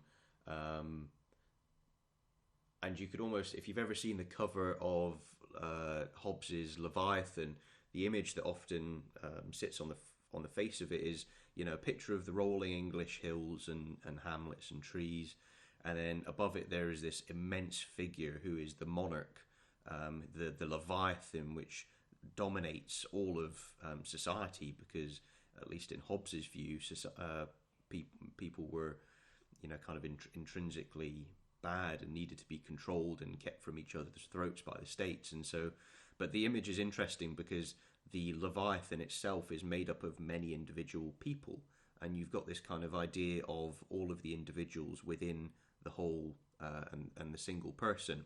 And it's just a useful visual representation for how the totality of the collective is perceived within the dialectical system of thought. But you can really see the collective lived experience come through in Paulo Freire's ideas of education. So remember, that's the collapse between the teacher and the student, and that they use specifically the dialectical methodology. So they've collapsed the contradiction within the collective, so they're not having a hierarchy within the collective, so there's equality, and this is used to then have the dialectical form of reason and historicism. So information, intuitions, emotions all need to be fed through this process, and what we eventually come to is a democratic formulation of knowledge, and this is obviously completely counterposed against how we normally think of knowledge, and is obviously intended to displace the existing education system, the sciences, and so forth. And we shouldn't be naive to the fact that once you do have dialecticians in the position of power, they can force people to start to adopt this methodology and to reform the sciences. So it's only really deemed, this special dialectical knowledge when it's been fed through the dialectical process. And, it's obviously bolting into those same principles of needing to sublate out, to sublimate out, the Hegelian Aufhebung, to bring something out which is true, and to lose something in the process. And it's this evolution to supposedly higher forms of knowledge, which is the Gnostic process of knowledge creation, which Paulo Freire was referring to in his aim to have people complete God's work. And so the main issue, of course, with all of these is that it completely changes not only the logic we use, but the way we understand ourselves, reality, what's deemed knowledge, what's deemed legitimate. Obviously, it now collapses into subjectivism. So the way that we then make judgments on the world around us is fundamentally underpinned by more subjectivist approaches. And this means that objective knowledge, such as the science, actually becomes a barrier. It's problematic. It needs to get away because it's standing in the way of the revolution. Likewise, the ethics are totalitarian because that is the way that this system trains people. It's the way that these people think.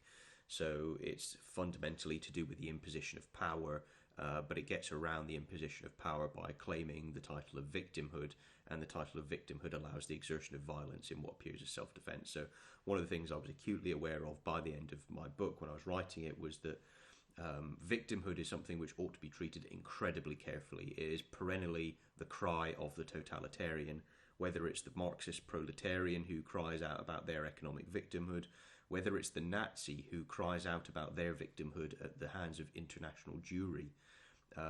There's always the cry of victimhood, and this is one of the means of people coming to their violent desires, but without appearing to themselves as the aggressor, and also without alerting the wider society to the fact that they are the aggressor.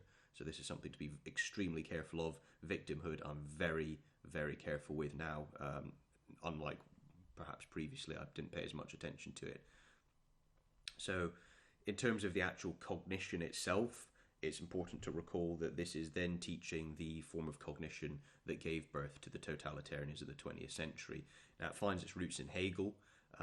Hegel, he used his system to justify monarchy, and so for him the state was a conscious entity, but it's a conscious entity by virtue of its being united with the monarch, and the monarch then goes through the process of populating the contents of the laws and then also exacting them, ensuring that there's compliance with the laws, which is ultimately compliance with his will. And for Hegel, it was the state which was this divine entity, which is again one of the constituent parts of his absolute, which is his monistic deity at the end of his phenomenological system. But anyway, you have Gentili, who was a neo-Hegelian. Giovanni Gentili, you'll recall, was the intellectual father of Italian fascism. So he likewise had a system of education whereby the teacher's role is to pull the student from their unformed phase of consciousness, their earlier moment of consciousness, into a later culturally formed moment of consciousness. And it's the teacher that engages in this process. But that's all towards known ideas. It's not really providing intellectual tools and having some sort of intellectual freedom. It's yet another way of trying to have the child's consciousness reflect the consciousness of the teacher. And you can kind of see this at all throughout the work that we've looked at when it comes to queer theory and gender studies. So the idea of the drag pedagogy is to encourage the children to sexualize the children, and so they swish their hips in a sexual manner, and so that they bring the habit of breaking the rules and then laughing. It's always just a bit of fun to break the rules. Don't be so serious. You, and adopt a different dress because the dress itself is a means of assaulting the sexual dimorphism of the old society and the different identities. It is itself the revolutionary act now couched as play. And so you can see this in Drag Queen Story Hour, where this representative who is defined as using the sexual identity and this form of praxis as a mediating bridge so that the rest of the person's conception, the child's conception, is united with the ideas of division of labour, the apparent colonialism and imperialism, which is prevalent in neo-Marxist doctrine, and to overturn the division of labour, to tear down the different borders. So it's very, it's counterintuitive to see how a bloke dressing up as a woman or a woman dressing up as a bloke would lead to the cessation of borders. But here you can see how, it's just one constituent part of a very broad dialectical framework, which is attempting to take the current map of reality and to dialectically reform it in pursuit of a certain goal. And so sexuality is just one of the bridges in order to do that. And once you install the dialectical thinking, you realize there's a connection with everything else, so everything else is influenced by it, and then you work towards the same goals. That can explicitly be Marxism, or it could be neo-Marxism, post-structuralism, whatever it happens to be. So We've got Gentili. So Gentili was obviously the father of Italian fascism. And then the other young Hegelian, which came out from and adapted Hegel's works, which we've obviously been focusing a lot on, was Marx himself.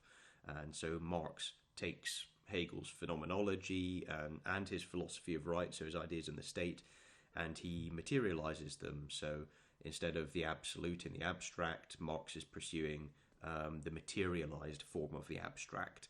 Instead of having religion outside of man, he's got religion internalized back inside man, God internalized back inside man. And so that's the collective union of humanity and nature that we've been talking about.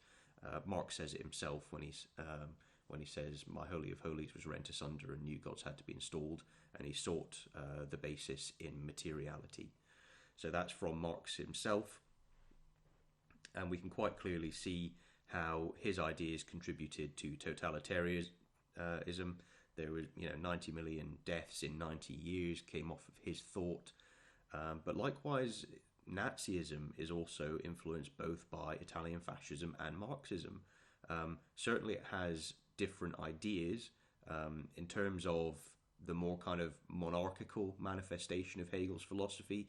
You could see that as bolting into Hitler's despotism quite neatly, and it's quite useful to recognize that the deification aspect really does follow on from the Hegelian tradition and its effort to recapitulate divine right, to reinstall this notion of divinity, but thereby seating it in people rather than in the external God. So Gentili's system's obviously quite a compliment. It definitely influenced and attracted the Nazis because there's that sense of primacy and power in a certain position. It's highly ordered, highly predictable. All of society is indoctrinated in towards the same goal. But then the Marxist aspect, you can certainly see how international socialism, like Gentili did, can be rendered back into national socialism on a lower level. So it might not be international socialism at first, but it's certainly concentrated on a state level. And so the economic ideas of Marx about limited resources and things like this definitely underpins Hitler's ideas of blood and soil doctrine. The more soil you have, the more farming you can do, the more food you produce, and thereby the more people that you can produce. And blood was the fundamental thing in Hitler's doctrine. And whereas, for example, you have Marx looking at creating at a certain point in time the new class antagonism between the bourgeoisie and the proletariat, who then kill each other, and then whoever's left over supposedly gets to live in the new Marxist society and enjoy themselves. You've got the same kind of process of you destroy different groups in order to constitute a new group. And there's this idea in Hitler's blood and soul doctrine, obviously, of the Aryan, and you'll be aware of this. And so the Aryan is trying to create a higher human through eugenics out of the body of the old people. So it's this very consistent idea which was prevalent in the 19th century of trying to sublimate some sort of higher entity out of the old people. And this, of course, recurs in the present day with things like transhumanism and looking to create collectives wider than just people, to include, animals and deities and divinities and things like that. So there's a lot of stuff there that's referring to some research I did in my book.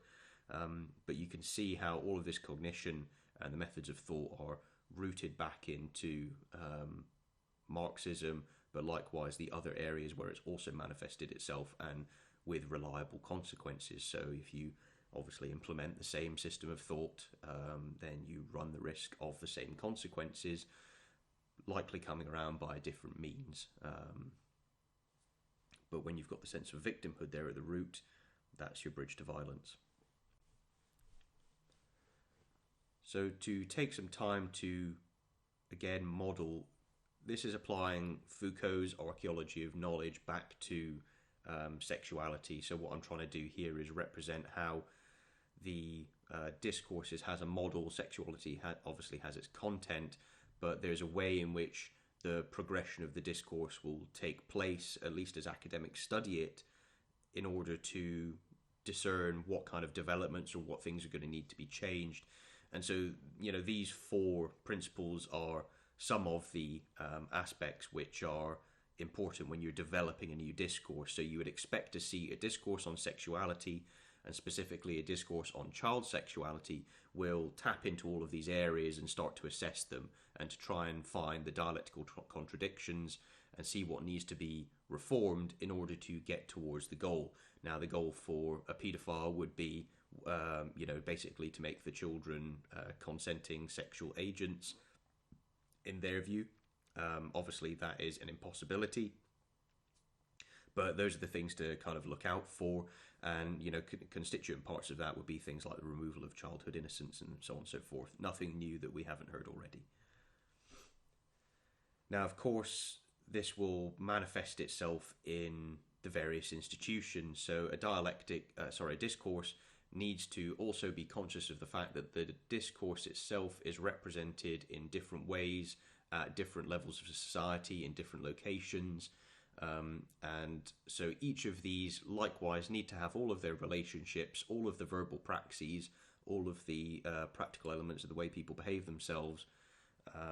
These all need to be mapped out and then likewise altered. So again, we've got this idea where with historicism, you've got the entire network of society. It's got a base, it's got which is the material relations, the class relations. Here we would be talking about the material relations between different sexual classes, those without sexual class consciousness.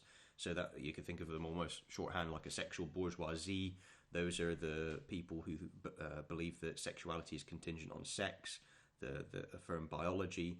Whereas then you have the sexual class consciousness, and they use surrealism to negate the sexual bourgeoisie, and then posit their own new sexuality in the future, which hasn't completely been done yet. But you see the glimmerings already of exactly what that will look like, mainly by lecture 3. So where we are in terms of intellectual development, the intellectual development is ahead of society, and its intent is to drag society to where the dialecticians want it to be. So of course you now need to then impose this ideally through the institutions, because it's the best way and the easiest way, it's the typical way throughout human history, that people have been forced to conduct themselves in a certain way in accordance with the desires of a selected few. And so this is, again, the means of basically inducing others to partake within this system with the threat of force. This is what the state system is. What it knows and what it uses is force to back up the rulings.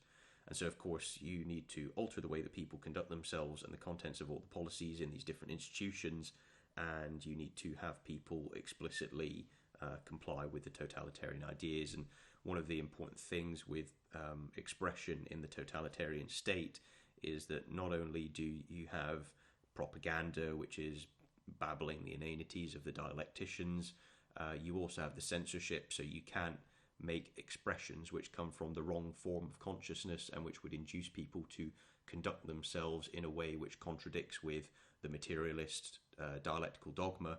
You also have to affirm at every stage. So it's you're kind of like some sort of fluffy toy, and you're prodded with a stick and you go, yes, X is true, and this happens continually. And the reason you're prodded continually and forced to say the same continually is because you at every stage need to demonstrate publicly that you have the correct form of consciousness. And obviously if you don't, then you're tortured, sent off to the gulag, potentially killed, so on and so forth. So yeah, this is where you get the idea that silence is violence. So the non-explicit affirmation that the totalitarian impulses and ideas are true and are the case from a subjective perspective is the maintenance of society in a previous historicist epoch in which there is suffering and all of the magnitude of suffering.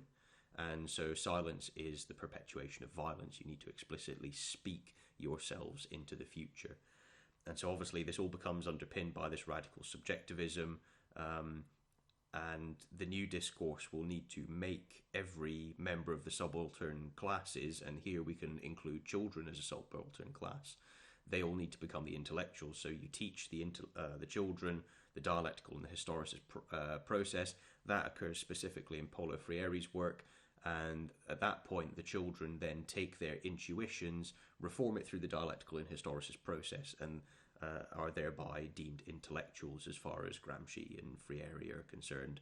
That's why Freire also wanted to get rid of exams. If you have exams, you've got standards, you've obviously got objective means of grading people. And so, you want to get rid of that. And all of this drags us back towards essentially an older form of society where we've got fewer intellectual tools available. Hence the rejection of science, and then the installation of anti-realism and surrealism.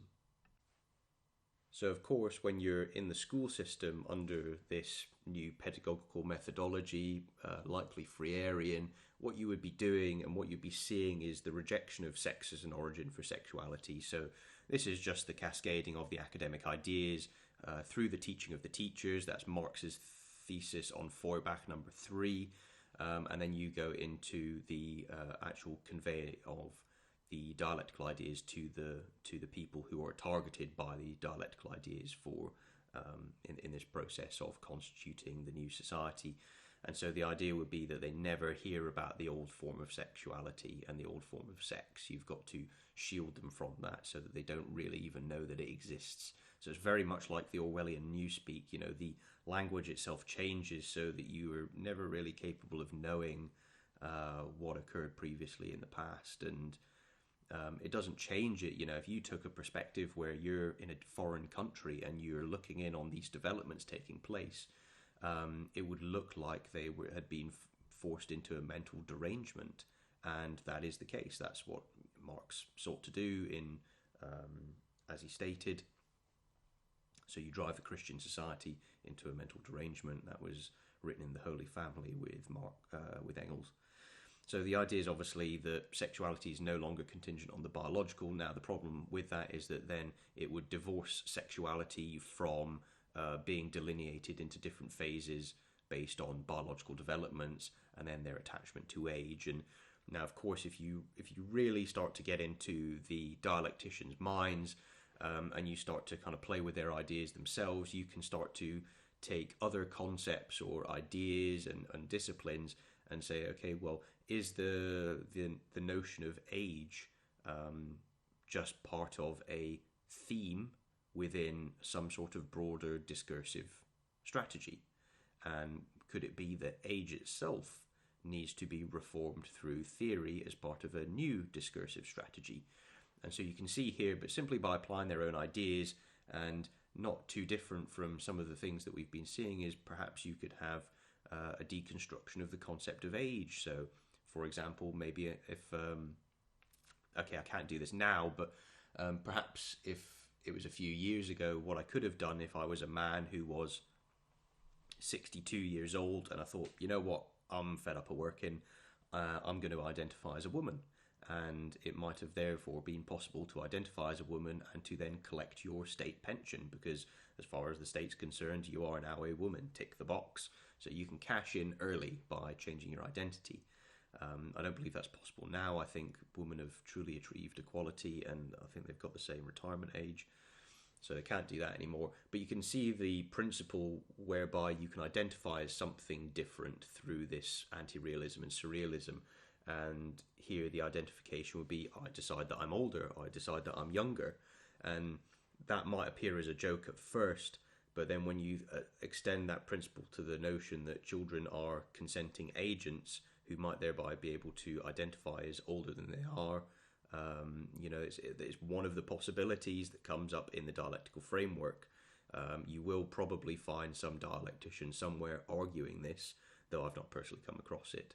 And to my eye, it's not inconsistent with their methodology of thought, nor with the aims of those who are attempting to queer childhood education, particularly when we recognise Foucault's background. So the idea here is, in a discourse on children's sexuality, the goal is to make sexuality absolutely fundamental to their identity. It's to try and make it the central point around which the rest of their identity and understanding of the world circumambulates.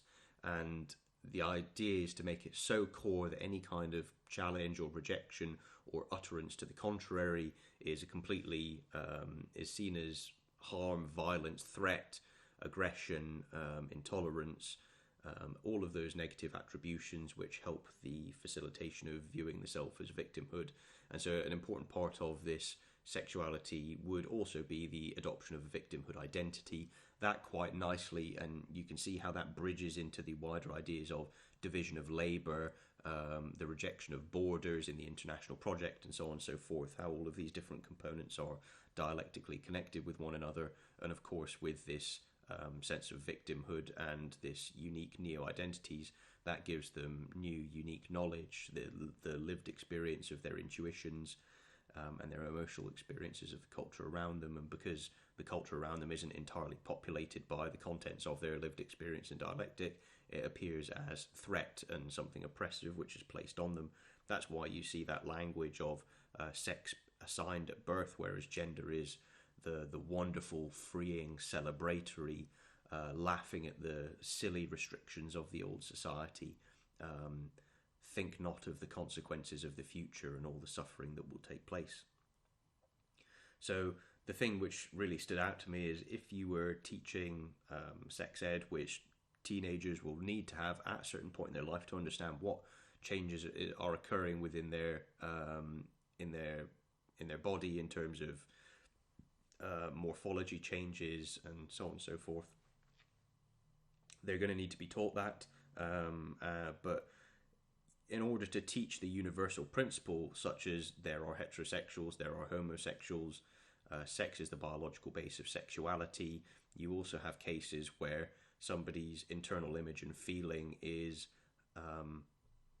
attached to the opposite sex, and that they have a desire to therefore change that, and that might also conform more so with their idea of what their sexuality is. So it's kind of like a mirroring of the opposite sex.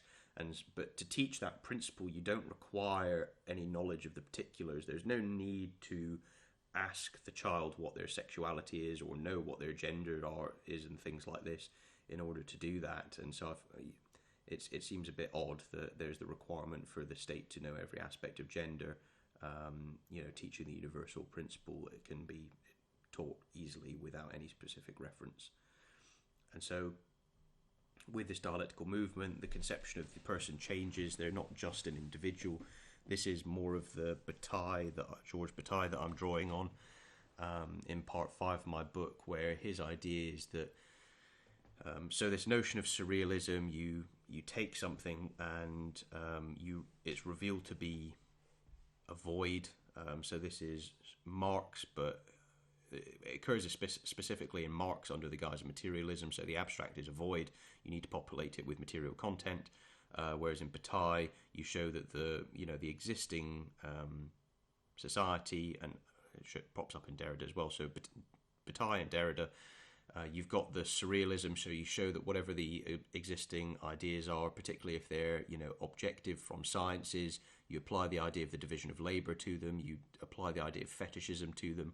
They are a surrealist object, and what you do is you then recreate it. So what Bataille suggests is that this is done on an individual level. So you, as an individual, you're almost like that Leviathan image that I was referring to, where you are constituted by all of the myriad people of the collective. So the idea is you're meant to displace your individuality with collective identity by attempting to embody all of the variants of the human collective. Now, of course, when you bolt that back into the sexual aspect, particularly with the ideas of queer theory, where your gender behavior is to reintegrate the illicit, then you quite clearly understand that would then make it incumbent on the person to take part in all of these behaviors that have previously been outlawed by society, which have previously been seen as morally reprehensible. There is a question about, whether these things are inherent, and so you might find that the dialecticians actually run up against a larger problem, which is there's something so fundamental about those things that are excluded that they trip up over their own scheming and plans and Machiavellian manipulations, and reveal to society precisely what they are, And that's obviously part of what I'm doing today and throughout these lectures is revealing precisely how they think and why they're doing what they are. So likewise, the discourse itself, when it comes to child sexuality, would need to represent the contradiction with the old society and then maximize those contradictions. That can be used in order to boost the sense of victimhood and find victimhood at every part of society where it could possibly be manifested and explained. And then you undo it with the new equality. And so, you educate them from as young as possible, and that's to structure their thought in a certain way so that they can only produce the conclusions you desire. So that's the Gentilian aspect, where the teacher, the pedagogue, induces the child to reflect their consciousness. So it's their view of the world, their identity, their moral values in social justice, their cultural ideas, their political ideas, their subjective sense of truth. So you train the children to become the next level of generation of revolutionaries. And so here we have children being trained as the sexual revolutionaries, and you can take that directly because Foucault takes his system as a form of sexual class consciousness. So this is the conveyance of sexual class consciousness to the children, to the youth. The children are revolutionaries through sexuality.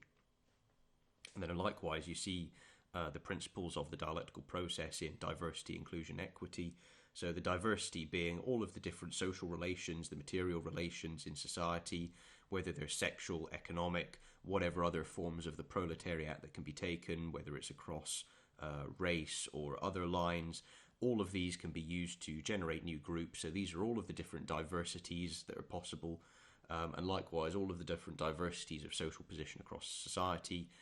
What you want to do is you want to evolve all of these contradictions and then break all of the current relations, include everyone, include all the marginalized, learn their specific ideas, and then somehow this is going to come out as equity. So it's actually the dialectical process in action, because ultimately at the very end it's meant to be this monadological materialist system of non-contradiction, with all people basically acting as one and speaking with the same voice, babbling their inanities to everyone. And so you take the marginalized sexual child and you place them at the center of the discourse. So this is only looking precisely within the stepwise dialectical progression of their own thought. I'm not introducing anything new here. I'm just using their own principles to explore what it means when you have the sexualization of children. And so the idea here is when you queer the child, you then place them at the center of the discourse. So that's what the academics are working towards.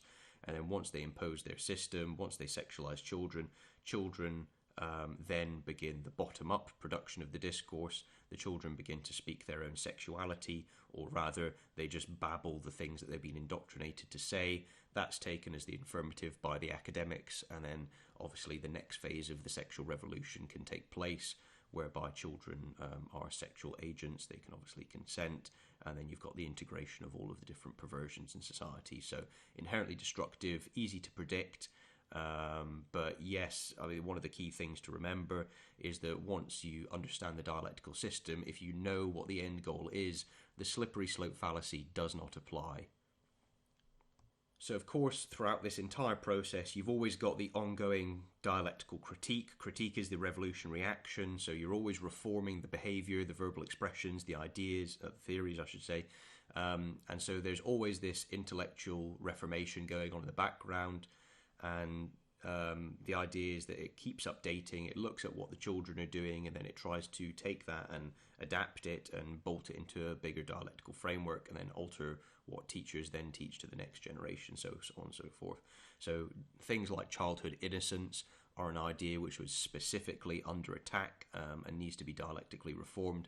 So what you would expect to see in a discourse on child sexuality and the creations of the dialectical academics is you would see the bifurcation. So there would be an existing, they would say, discourse on childhood innocence, and these would be things like, it's not appropriate for the age, children need to be left to be children, they're not sexual, they don't need to understand that, they don't need to have the contents of adult lives poured into their consciousness. They shouldn't be exposed to certain things. All of these would be driven by the fact that there's a strong recognition that not all adults are good people, and that people can also be Machiavellian. They can abuse all of different, whether it's different expressions and so on and so forth, in order to get to children. And then once abusing those children, typically pederasts have killed the children after they've raped them and molested them. So there's something inherent here that people are trying to avoid.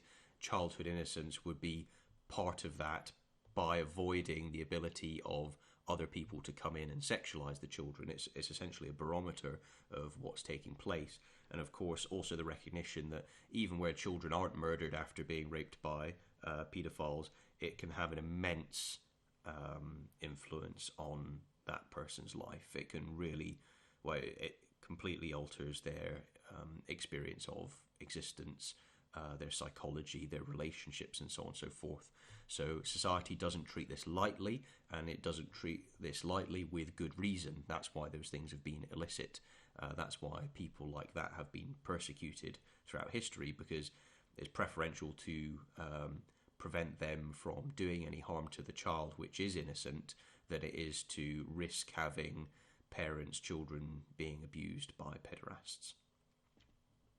So of course, if you're going to alter this discourse, then you're going to take the so-called discourse of childhood innocence, and you're going to then start to queer it. So you're going to say that it's attached to the perpetuation of harm, violence, the abuse of the victim group, which is, the third categories, and all of the knowledge associated with it is likewise part of a society which is also perpetuating division of labour, private property, borders, so on and so forth. And so you begin to build this web of how childhood innocence is associated with all of these cruel things. And then, so that's the turning the discourse which they dislike into something which works for them. And then at the same time, you then need the alternative to childhood innocence. And so this would be something like, children are young people, and those young people are the future. Shouldn't they have a say in the world that they're going to live in? And likewise, we can obviously see how any rejection of this discourse is instantly reduced down to the subjective aspect through the Sartrean lived experience and Bataille's embodiment of the collective within your own consciousness and identity. And so you end up instantly rejecting their fundamental being. So then, of course, that taps straight back into the victimhood. Any attempt to move backwards is, of course, then accused of being totalitarian, a forceful imposition. But, hush, hush, don't talk about the fact that everything in society must reflect the new third category in action and thought. And this new third category being imposed as the norm is not actually the imposition. So it's this consistent flipping, it's this consistent inverted view of the world, and attempting to invert the things which work against you and turn them to your advantage, and to then progress. And then likewise, we recall how any utterances or any backlash are likewise inverted in order to be subdued to the advancement of the dialectic. So, of course, what this leads to is the use of institutions to impose a philosophical project which has its roots in Marx, Engels, Gramsci, Sartre, Derrida and Foucault, and all the later developments that we also observed in Lecture 3. So this is the use of top-down institutional power in order to reform people's actions and utterances, and then society and their consciousness, of course. So the dialectic introduces contradictions in the forms of identity. So this is the identities that people will be familiar with: sexual dimorphism, the races, national identity, and then the neo-identities. And so this would be, of course, the neo-sexualities, the third categories, There can be a dialectical reform of race at some point in the future. There is also already a dialectical reform of national identity, so that's the global citizen identity. So you've always got this historicism where you're breaking the old and overcoming it. Now, of course, this then introduces a contradiction fundamentally in the family. So recall that right back at Marx and Engels, it's the family who's the origin of civilization. So it's always trying to smash apart the family. It's always trying to take your children and to turn them into revolutionaries, whether it's through sexuality, whether it's through seeing race through a certain lens, whether it's through the process of dissociating themselves with their national identity by making the history of that nation all evil, and the potential history of a potential future society all good. And the methodology is incredibly crude and simplistic, so once you understand some of the principles, you can apply it yourself and understand exactly where it's going. But here, always, it comes back to breaking apart the relationship in the family, because it makes people inherently more easily controlled. It also removes people from those who are most invested in seeing their children live, happy and successful lives. There's nobody, or in most families, the vast majority of families, there's nobody that wants to see you do better than your own parents and your own grandparents and your wider family. But once you dissociate from them and it's the collective, well, the collective is interested in you insofar as you're still affirming what the collective desires, but the collective will be upset somewhat if it has to shed some of its members, or if some of its members perish on the journey, but not in the same way that a family will. But ultimately, we can recognize how all of the dialectical developments at some point have a influence on the family and attempt to reform the family. And so when you're getting this idea of, somebody asking, what is your pronouns? It's kind of one and the same as asking, what is your sexuality? And as soon as you begin to induce that process, you then influence, okay, well, you've started that process through the institution use of power, through posing the question as a representative of the state, and then you've provided the child some sort of chart or some ability to then divulge its sexuality to the state and to the representative of the state, such as the teacher. But this is all preempting what the parents themselves would have said. So it's no longer sufficient just to look at someone and say, okay, well, it's obviously a boy, it's obviously a girl. That doesn't mean anything for their sexuality later in life. There's no need to know, and then flipping it to the complete opposite. So again, it's the establishment of self-identification into a new category, and then through the other aspects of institutional power, creating the space in legislation and in order to protect that special group, so give it special privileges in order to supposedly make it equal. It's actually a deceit. They are elevated in the hierarchy, and they then have power which others do not have, because fundamentally everything is looked at through the lens of power. And then likewise, whilst having created that vessel, that place where people can occupy, which is all protected, which gives you special ability to control others' speech and actions and the way they respond to you, you then teach people to, through the schools, to opt into that dialectical moving category.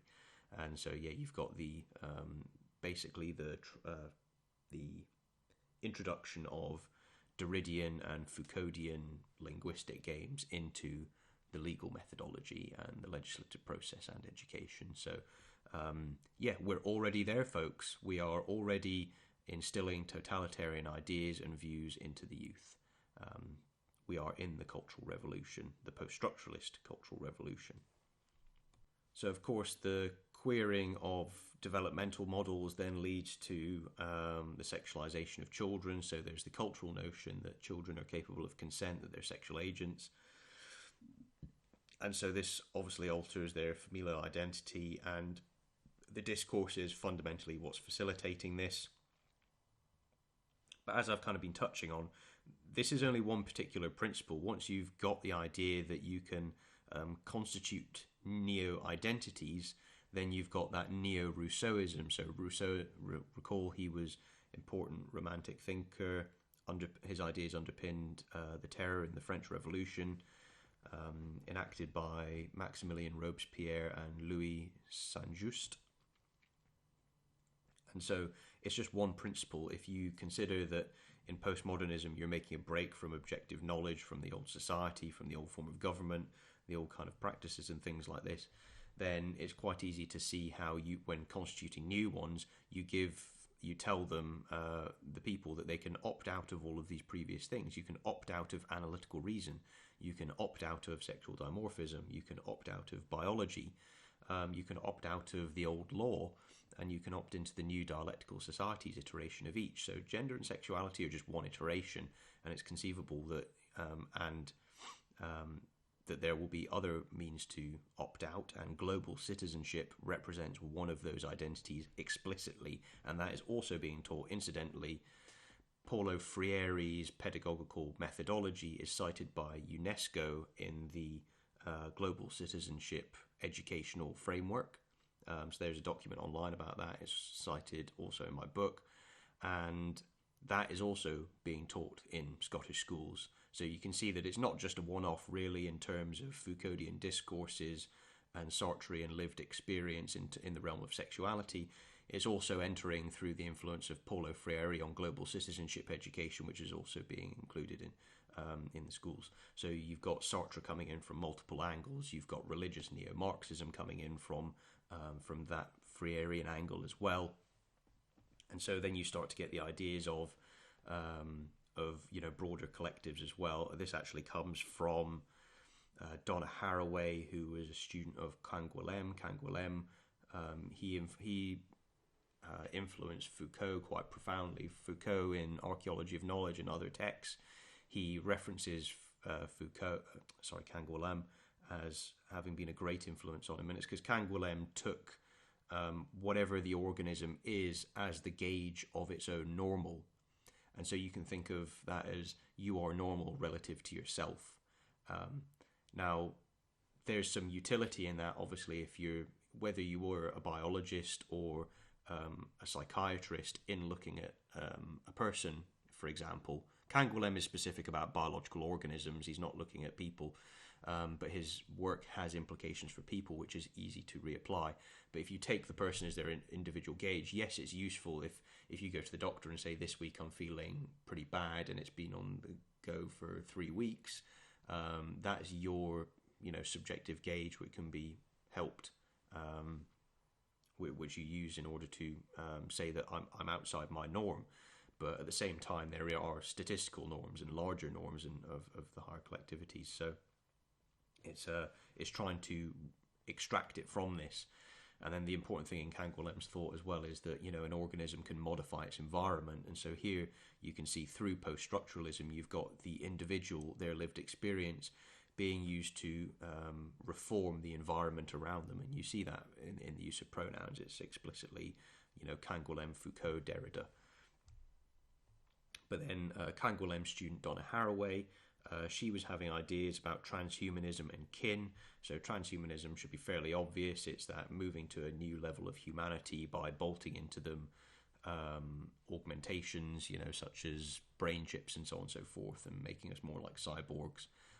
So the idea would be, for example, that computers and phones are external objects which mediate us to being more productive or more capable or understanding more than we previously would have. And, the technological process of innovation is eventually going to look at integrating that into being part of your biology. So it's just the complete merging of subject and object through the technological, investigative and practical process. And then kin was looking at expanding collective identity broader. So instead of having just a limitation to a subaltern class, you'd also include pagan deities and animals in the collectives. Once you establish all these ideas, it's quite easy to see how you end up opting out of the existing society. This is, of course, imposed top-down, but by being taught, you have this Machiavellian appearance that it seems to be democratic and bottom-up, but that is, of course, given everything that's been investigated, a fallacy. But likewise, you can also see how these new collectives can build their own flags, so they're their own sexual nations.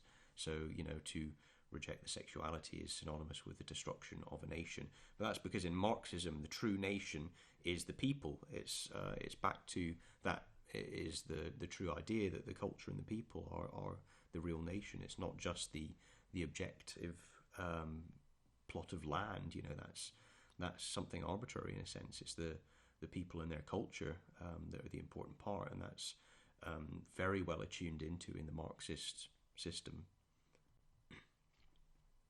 So again, when you come to the dialectical judiciary, this is perhaps one of the most important things that we've covered today. So law, of course, becomes a discourse. So the things excluded are likewise discourses. So when it comes to child sexuality, you're then starting to attempt to use these things to change people's knowledge and understanding. You change the way that relationships can occur in society and the way that these are represented in either, you know, the way we discuss things or within conduct that's allowable in various institutions, for example, in the school. And the preference is to be ahead of the law and be beyond the law. So what you can see is, for example, the idea of looking at what the academics, the dialectical intellectuals have produced most recently, and then trying to implement that and to conduct yourself by that instead of within the remit of the law.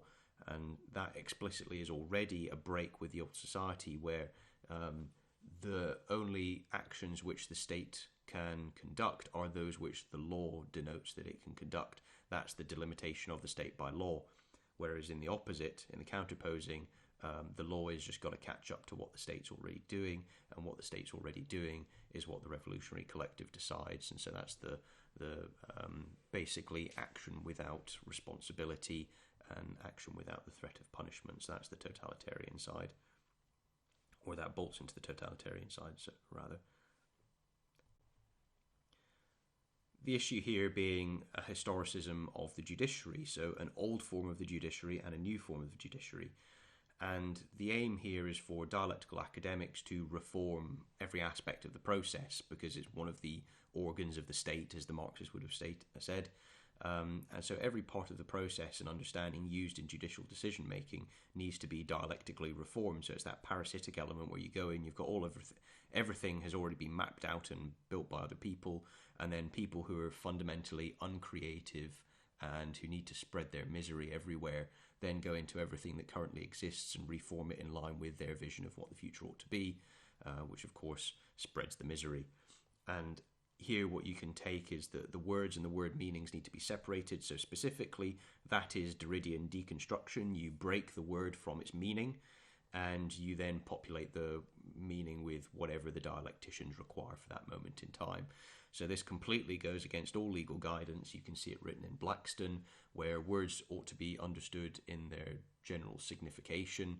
And the reason he says general signification is because sometimes they might have specific terminology, or a specific word might have a technical meaning in a certain field, such as within law. You know, you might use a regular word, but it's got a special meaning in that context.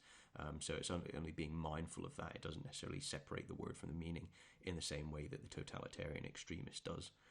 And so likewise, if you're beginning to then frame law as a discourse, so that's the form of the law, so form of law as a whole, but then the laws themselves are kind of like micro discourses. They're nested in there, the individual statutes, so their boundaries can change, the way that they operate can change, and likewise they're populated now by words which change the meaning, which change the content of the statute. So this reforms the entire way that the boundaries of the law and the way in which the law is applied, and the limitations and the breadth and scope of juridical rulings. And so obviously once you start to dissociate word from meaning, you change the boundaries of existing laws and old laws, you begin to populate new laws, you change all the definitions in the process. You're also going to teach people differently when they're going through the university process of becoming a barrister and learning the legal profession, so that in turn the juridical methodology by which rulings take place are changed. And there's a point I'll make on that later on about the Equal Treatment Bench book with social justice. But the juridical methodology changes and it doesn't really look at the liberal legal tradition anymore. So we're not looking at a world or creating a world in which all people will be equal before the law. We're looking at a world where political privileges are rendered into the legal methodology and the way that people are judged. You can see this if you look just at critical race theory, where the scholars openly state that the racism is a fact of life, and so the objective is to have the right people being the racists. And so in the context of America, you look at the tradition, past racism, past slavery, and you say, okay, well, now on a historical and a collective level, we need to balance the books, we need to pay the blood debts, was one of the phrases that I think it was Mao or Lenin used, I can't remember off the top of my head. So you pay the blood debts, and you need to balance things out. So what you need is the right people being the racists, the right people being constituting the laws, the right form of apartheid, which negates the old form. And then in the dialectical process, whilst this is presently stated, that will realise all these kind of different horrors and disgraceful manifestations, and then the dialecticians at the end of the day will be like, oh no, this was so terrible, and then perform the next dialectical reformation, and that's where you then equalise the races. So that's where critical theory will eventually go. I don't believe it's got there yet, because it still needs to go through the process of deconstructing white society, but you can see this application being implemented in the critical race theory literature. You understand precisely where it's going.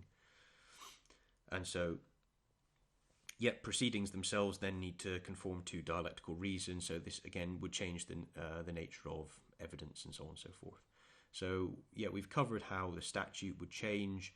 So the guidance on the legal ruling, I think, is something that's very important to zone in on. So when we looked at the equal treatment bench book earlier in the lecture, one of the things which stands out was you've got a dialectical framework which is being introduced. Now, the equal treatment bench book is not itself a piece of statute. It's not the content of the statute, nor is it making clear the assertion that dialectical reason is primary. But what it is doing is it's using academics and dialectical reason elsewhere in order to populate guidance on juridical methodology and how rulings are made. And the subtle distinction here is that it's not, as was recognised, to be completely neutral. Whilst it claimed that the equal bench book takes no position on this, blah blah blah, and all that garbage, in fact it does. It takes an explicit position, and that's because if you're going to have judicial activism and social justice in the contents of a guidance document by which judges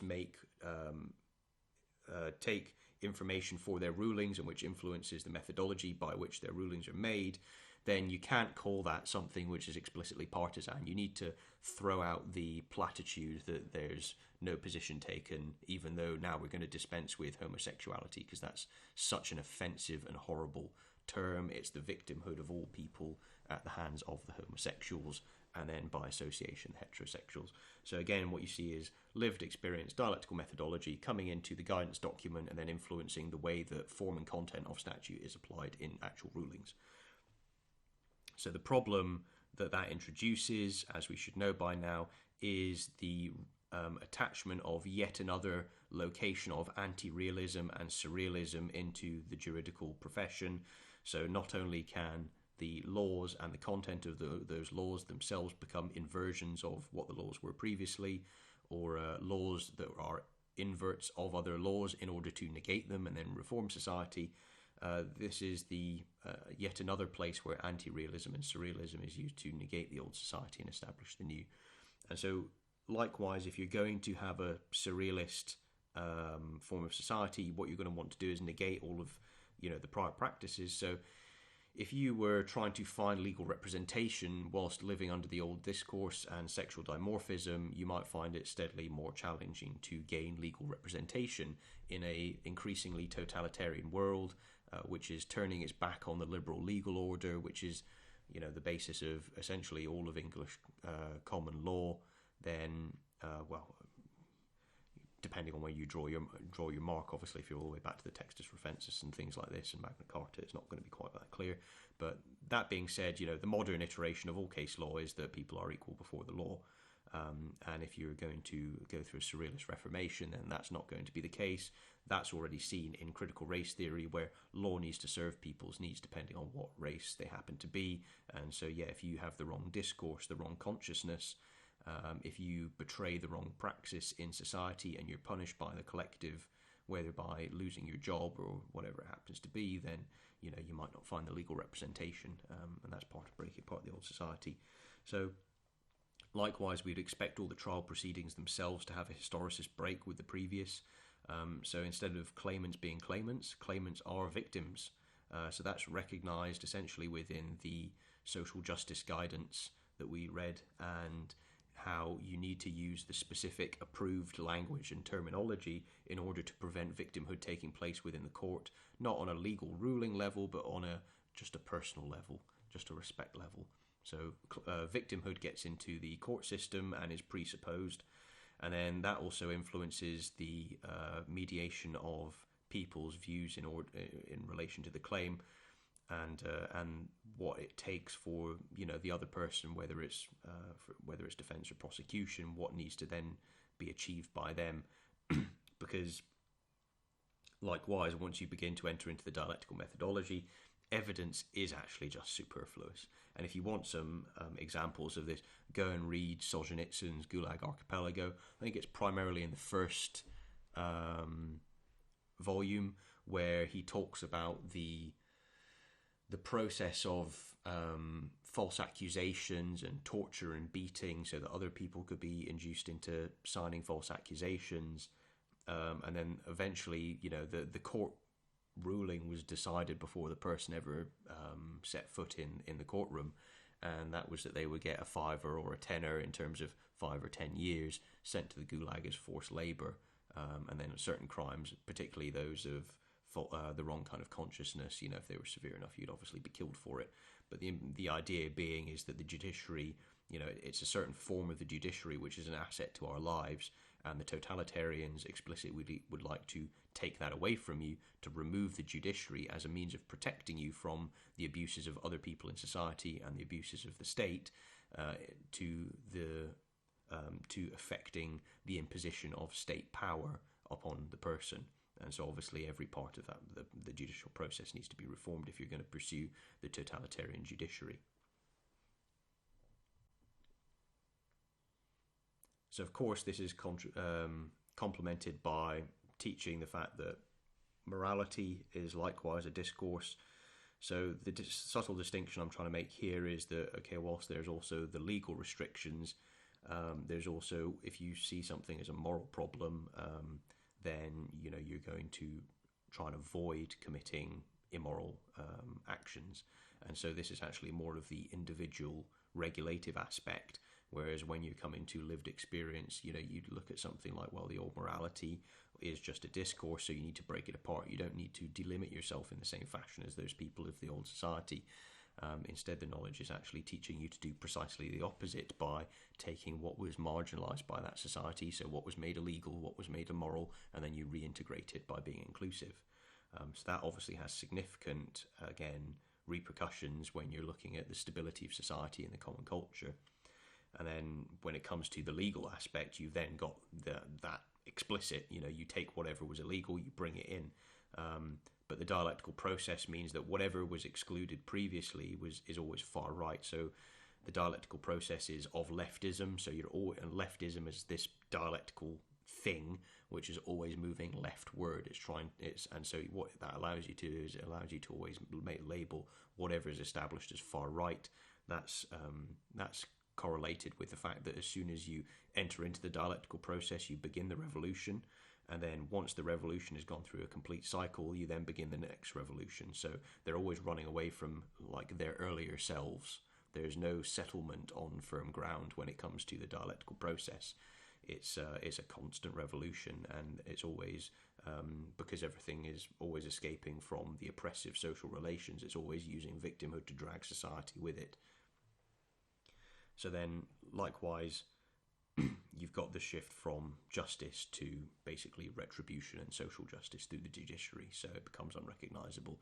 It becomes basically just one more totalitarian aberration of society. So likewise, on the individual level and on the institutional level, you'll have the rejection of the thematic forms of morality, truth, science, and law, and so on and so forth. And then what you'll have is the elevation of all of the things which promote the discourses, the theoretic iterations. And so one of the things that's kind of key there is, if you recall the idea that the neurodevelopmentalism, so essentially science is a discourse, then you likewise dispense with the idea that science and medical ideas are required to undergo these various transitions and to enter into this process. So what you do is you demedicalize, because part of the process of inclusion is it's not actually something which is abnormal. It's just they are their own gauge. That's the Canguilhemian Foucauldian thread. They're their own gauge. That's accepted. It's not a medical issue, and therefore you demedicalize it. So what you can see here, and what eventually occurs, is that the medical profession demonstrate themselves as being unscientific, and this is in the sense that they would help to dialectically reform the notions of what is medical versus what is not medical. And what I would expect to see under the dialectical revolution would be that all of the things that were previously medicalized would steadily be demedicalized, and this would take the form, for example, of pederasty being a sexual orientation.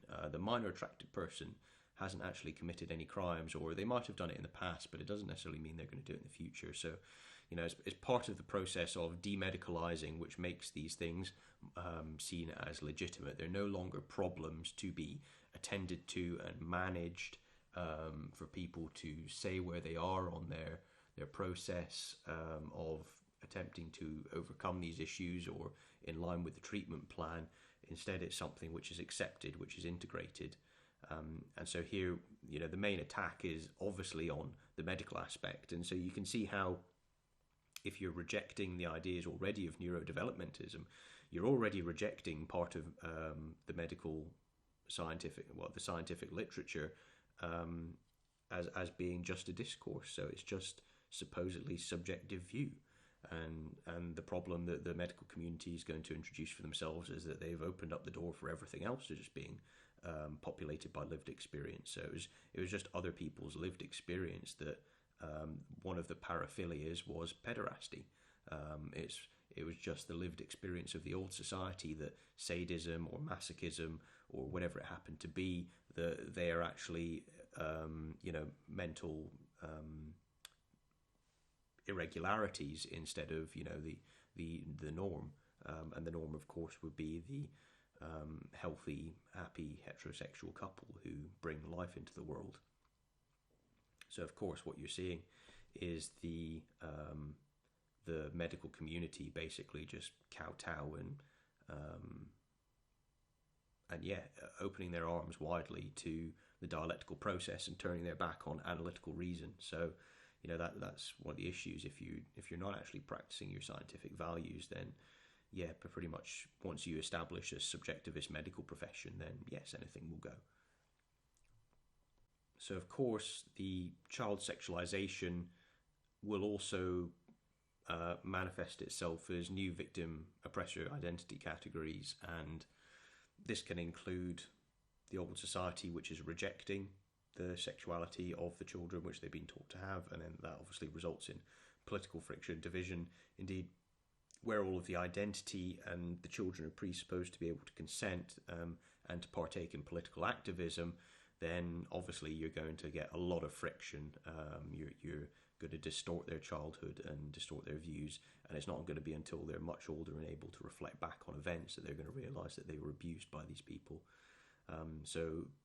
But ultimately in that process, once you've also installed the dialectical form of reason, you're not going to have as many people actually becoming mathematicians, physicists, chemists, biologists, computer technicians, engineers, doctors, all of the people who are required to help us meet our needs. Dentists, I mean, I don't go to the dentist awfully often, but I'm damn glad that there is a dentist, because if the teeth go bad, then, you need to have them treated. And you didn't have that luxury in the medieval times.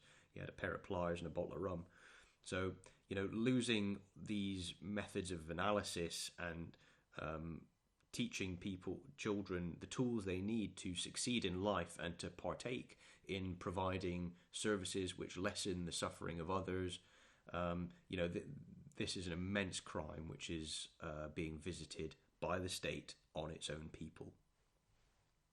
But likewise, in the process, it will teach the children to be political activists, to force through the naive political views of whatever party and whatever person loyal to the party over their people, and to what in the entire process, claim persecution as the justification to really tap into that moral virtue associated with victimhood and take advantage of people's kindness and pro-social behaviours.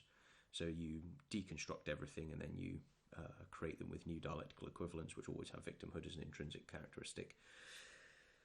And then, likewise, this cascades into the rest of the society. So you then have your category preferences in hiring and promotion.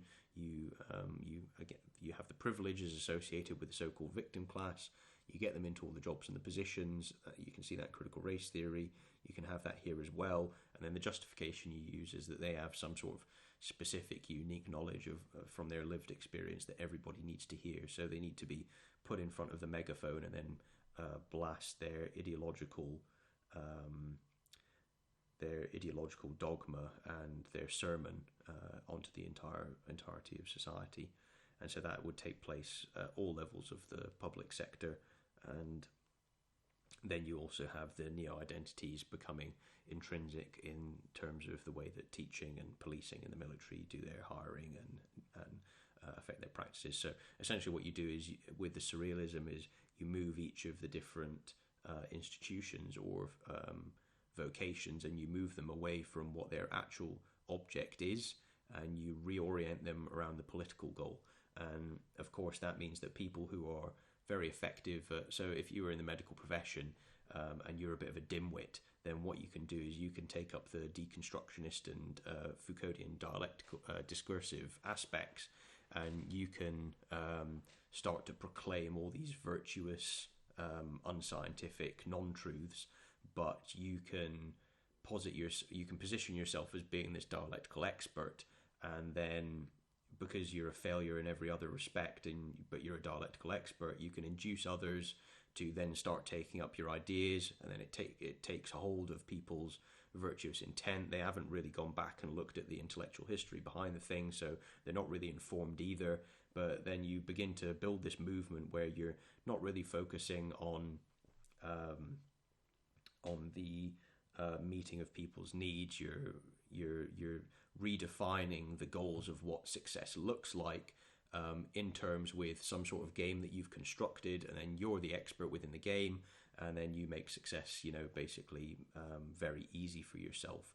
But in the process, all of society loses out, because competence in the real world, competence in the non-surrealist world, is lost in favour of competence with regards to the political game that the totalitarian imposes on the rest of society. And so here, it's not limited to idiots in the medical profession. You'll get idiots who are in every other profession, and idiots in, for example, HR, whose job is to enforce the dialectical policies on people and ensure that rather than the company pursuing the finding of problems and efficiently finding solutions and providing those solutions to the market in order to overcome people's problems, thereby generating value and wealth. Wealth is the reward. So you solve the problem and you're rewarded with resources at the level which people value that problem and its solution. So instead of pursuing that aim, you pursue the political aim, which is much easier for mutual backpatting, but which ultimately brings the level of society down. Of course, where this is being imposed by the state, you can see it as a deliberate attempt to reduce the competence and the intellectual ability, the schooling, the quality of life of that nation, and the whole way the totalitarians will be singing their own praises. They'll really enjoy it. So there is a strong aspect of willful blindness and the facilitation of grooming, and this is really, I think, in the schools. So there's the process of selecting victims, gaining access to them, and then isolating the child from those around them. And here I'm zoning more in on the family by the construction of neo-identities and different assumptions on their political authority versus the family. And, you're beginning to teach them that, they can break the boundaries. So break the boundaries, all the things that your parents taught you. Instead, get into this dialectical process of creative destruction. You tear down the old and you build the new. And likewise, you've got this attached to the entire idea of discourses and sexuality. And predators are well known to go to incredible lengths to try and get at children, and incredible lengths to keep them silent if something happens. So, there really is a deeply concerning aspect of, how trust is being developed, and how vulnerable children might be targeted or in a Gentilian fashion be induced, or a Freirean fashion be induced to reflect the consciousness of the pedagogue who's teaching them. And you can see that clearly in Drag Queen Story Hour. You've got the attempt, so you provide the entire atmosphere, the entire theme, whereby the child sees all of this behavior, sees, oh, okay, this is the norm, this is how I can identify myself, this is me, and reflect the consciousness of the drag artist who, up until yesterday, was seen as a sexual performer. And then likewise, you can see an example, of Rainbow Butt Monkey by the Mandinga Arts. So this was something that happened in 2021 at Redbridge Central Library. I've saved you the pictures. You can peruse them if you wish. But it's essentially a person in a rainbow-coloured monkey suit with plastic prosthetics representing breasts and their bottom, and they also had a strap-on. And so this was obviously a great aid and boon in the children's intellectual development in this literary programme. Yeah, if you can try and string the logic on that one together, then, all respect to you. But to put it in the dialectical framework, the literacy programme is the means of mediating the child's exposure to the sexual content. So whilst obviously it's presented, remember, the dialectic is always inverted, so it's taking the way that the world is and then inverting things. So instead of as it's said, the drag queen bringing the literacy, it's actually the literacy bringing the drag queen. So, of course, this becomes imposed by the state, and then what occurs from the state's actions is the broader abuse of children. So this is both sexual grooming and political grooming. The two are obviously associated with one another. That's stated explicitly in Drag Queen Story Hour, so I'm not saying anything untoward here. I'm not making any radical claims. I'm just stating the things as they are. So what happens here is that you pay your taxes, you fund the state then recruits dialectical academic totalitarians. The totalitarians who are, pal up with the state, they inform the state what it wants to know. They serve as the justification. Hey, look, the academics, all the smart people have told us that this is what needs to happen. Listen to the experts, listen to the lived experience, the dialectical science. And then once this takes place, your taxes are then used to fund the totalitarianization of your own society. So that's the political indoctrination, that's the guidance on what media outlets can or cannot say in certain contexts, and the degradation of consciousness, people's intellectual ability. Meanwhile, likewise, it's also the opening up of children to sexual abuses and the exploitation of adults. And this likewise can lead to an increase in their mental health problems, But of course, it won't be deemed a mental health problem once the medical community completely abdicates any kind of competence. So instead, these mental health problems are just some sort of problem in society of the wrong consciousness. The Marxists didn't really think of crime and mental illness as something inherent. They thought that the society would always be able to fix it. So providing you had the right form of consciousness and practices, you could overcome these mental health problems. And if the society hasn't done that, then that's the society committing a violence, because it's failed to use state power to fix the problems of reality. And again, that's where you can see the surrealism. You're not able to accept suffering in the world, and that there's trade-offs, that everything needs to be had for themselves at any cost. And here the cost is that, unlike in previous revolutions, although it does happen in the other revolutions, is here that sexuality is explicitly bolted in and the children are sacrificed to the wind. So in terms of the outcomes of this form of totalitarianism in the 21st century, as it's currently being established, is the immense abuse of children. I mean, it would be something that will be looked back on horrendously if it's really not stopped. And that's what happens when you attribute the ideas of consent and maturity to the child. So the likewise problem is that once you teach these ideas, if you queer the entirety of society, then that's going to have a knock-on effect. You're rejecting sexual dimorphism, and you're not really promoting heterosexuality, so you're not going to have as many heterosexual couples. I think that this is going to be bolted into the environmental movement, so I would expect to dialectically see the idea that being queer is saving the environment, and all that's expressing is the fact that the inherent sterility of the neo-Marxist and post-structuralist project, which is you can be better for people and you can be the best human by not producing any more humans. So that's the anti-humanist aspect of Marxism, which claims itself to be a humanist morality coming to the fore. And so, you have the queer aspect, but you can also have the environmental aspect, which together are against the reproduction of people. So this decreases the fertility rates. If you want to keep those fertility rates up, which the government will always want for the economy, then you need to subsidize and supplement that with mass immigration, or by exporting, childbearing function to poorer countries. So, you might expect to see more childbearing imperialism, reproductive imperialism, I've called it. It's the pay for the child industry. So not only can you work in this more communalized economy, but what money you do have, you might have to pay for your child instead of just having your child.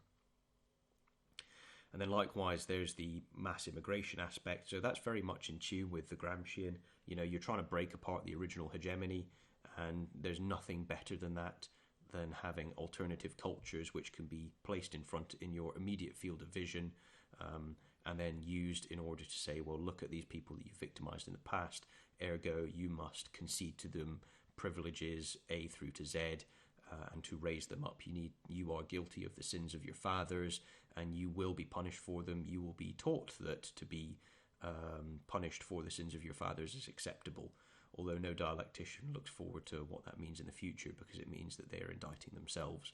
But nonetheless, it doesn't stop the multiculturalists, which is part of the, again, you've got the Gramscian approach to multiculturalism. So I reframe this in my book as culture cracking. So it's the use of foreign people to disrupt the social and cultural norms within a society in order to contribute to their dialectical reformation. And obviously the problem that parallel societies creates are class antagonisms. Marxists love class antagonism, so you want to get as many of them as possible, because it allows you to bring those groups together, destroy them, and then dialectically reform them.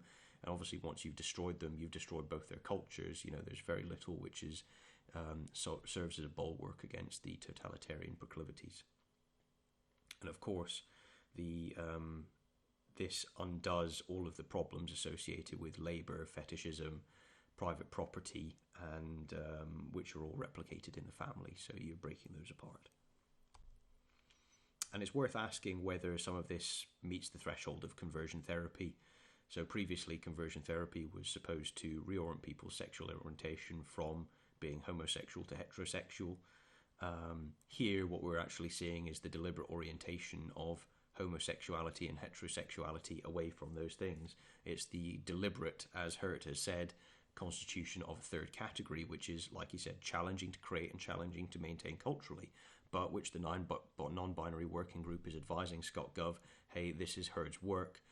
What we can use is the constitution of this third category, and we can change the way that education takes place, we can change the contents of legislation, we can create this third category and a concomitant culture around it.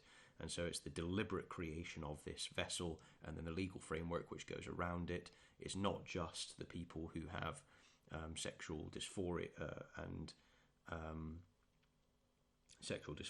and then the treatment that needs to take place afterwards. It's the sneaking in through the back door as it's left slightly ajar of the neo-Marxist and post-structuralist iteration of the same. So some wider considerations. Freedom of expression. It should be very clear right now that freedom of expression is void. So in the Cultural Revolution, you are not to speak freely, you're not to utter the discourse and then induce the practices and the ideas of the old society. Instead, everything must be the utterance in conformance with the revolutionary society. And part of that is also ensuring that people have the correct form of reason, which is the dialectical, and understanding themselves as historicist beings. So you can't have a democratic discussion. Democratic, at least in the Marxist framework, is their society, their democratic.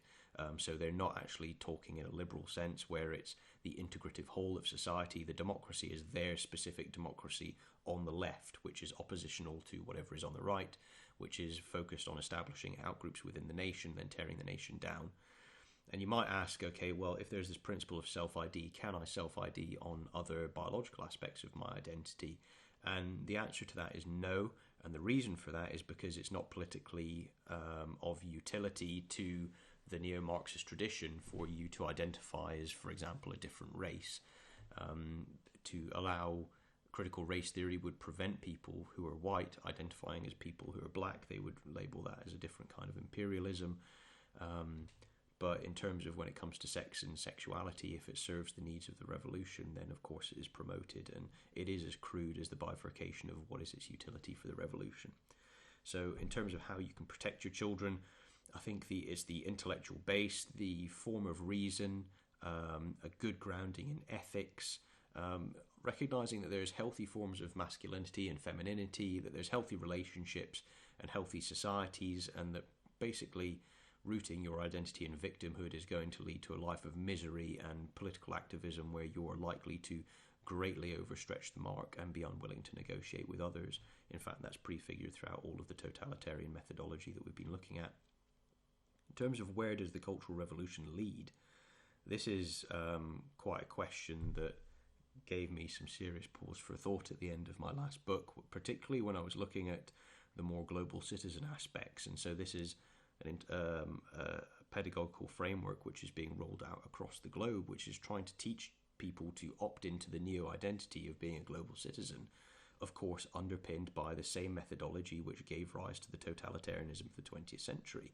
So the problem, at least if this goes on unchecked, is a cultural revolution which is realised across multiple countries in people who are trying to take part in a similar kind of project to that which Marx generated, but now across the globe and in the 21st century with all of the improvements of technology that we have now.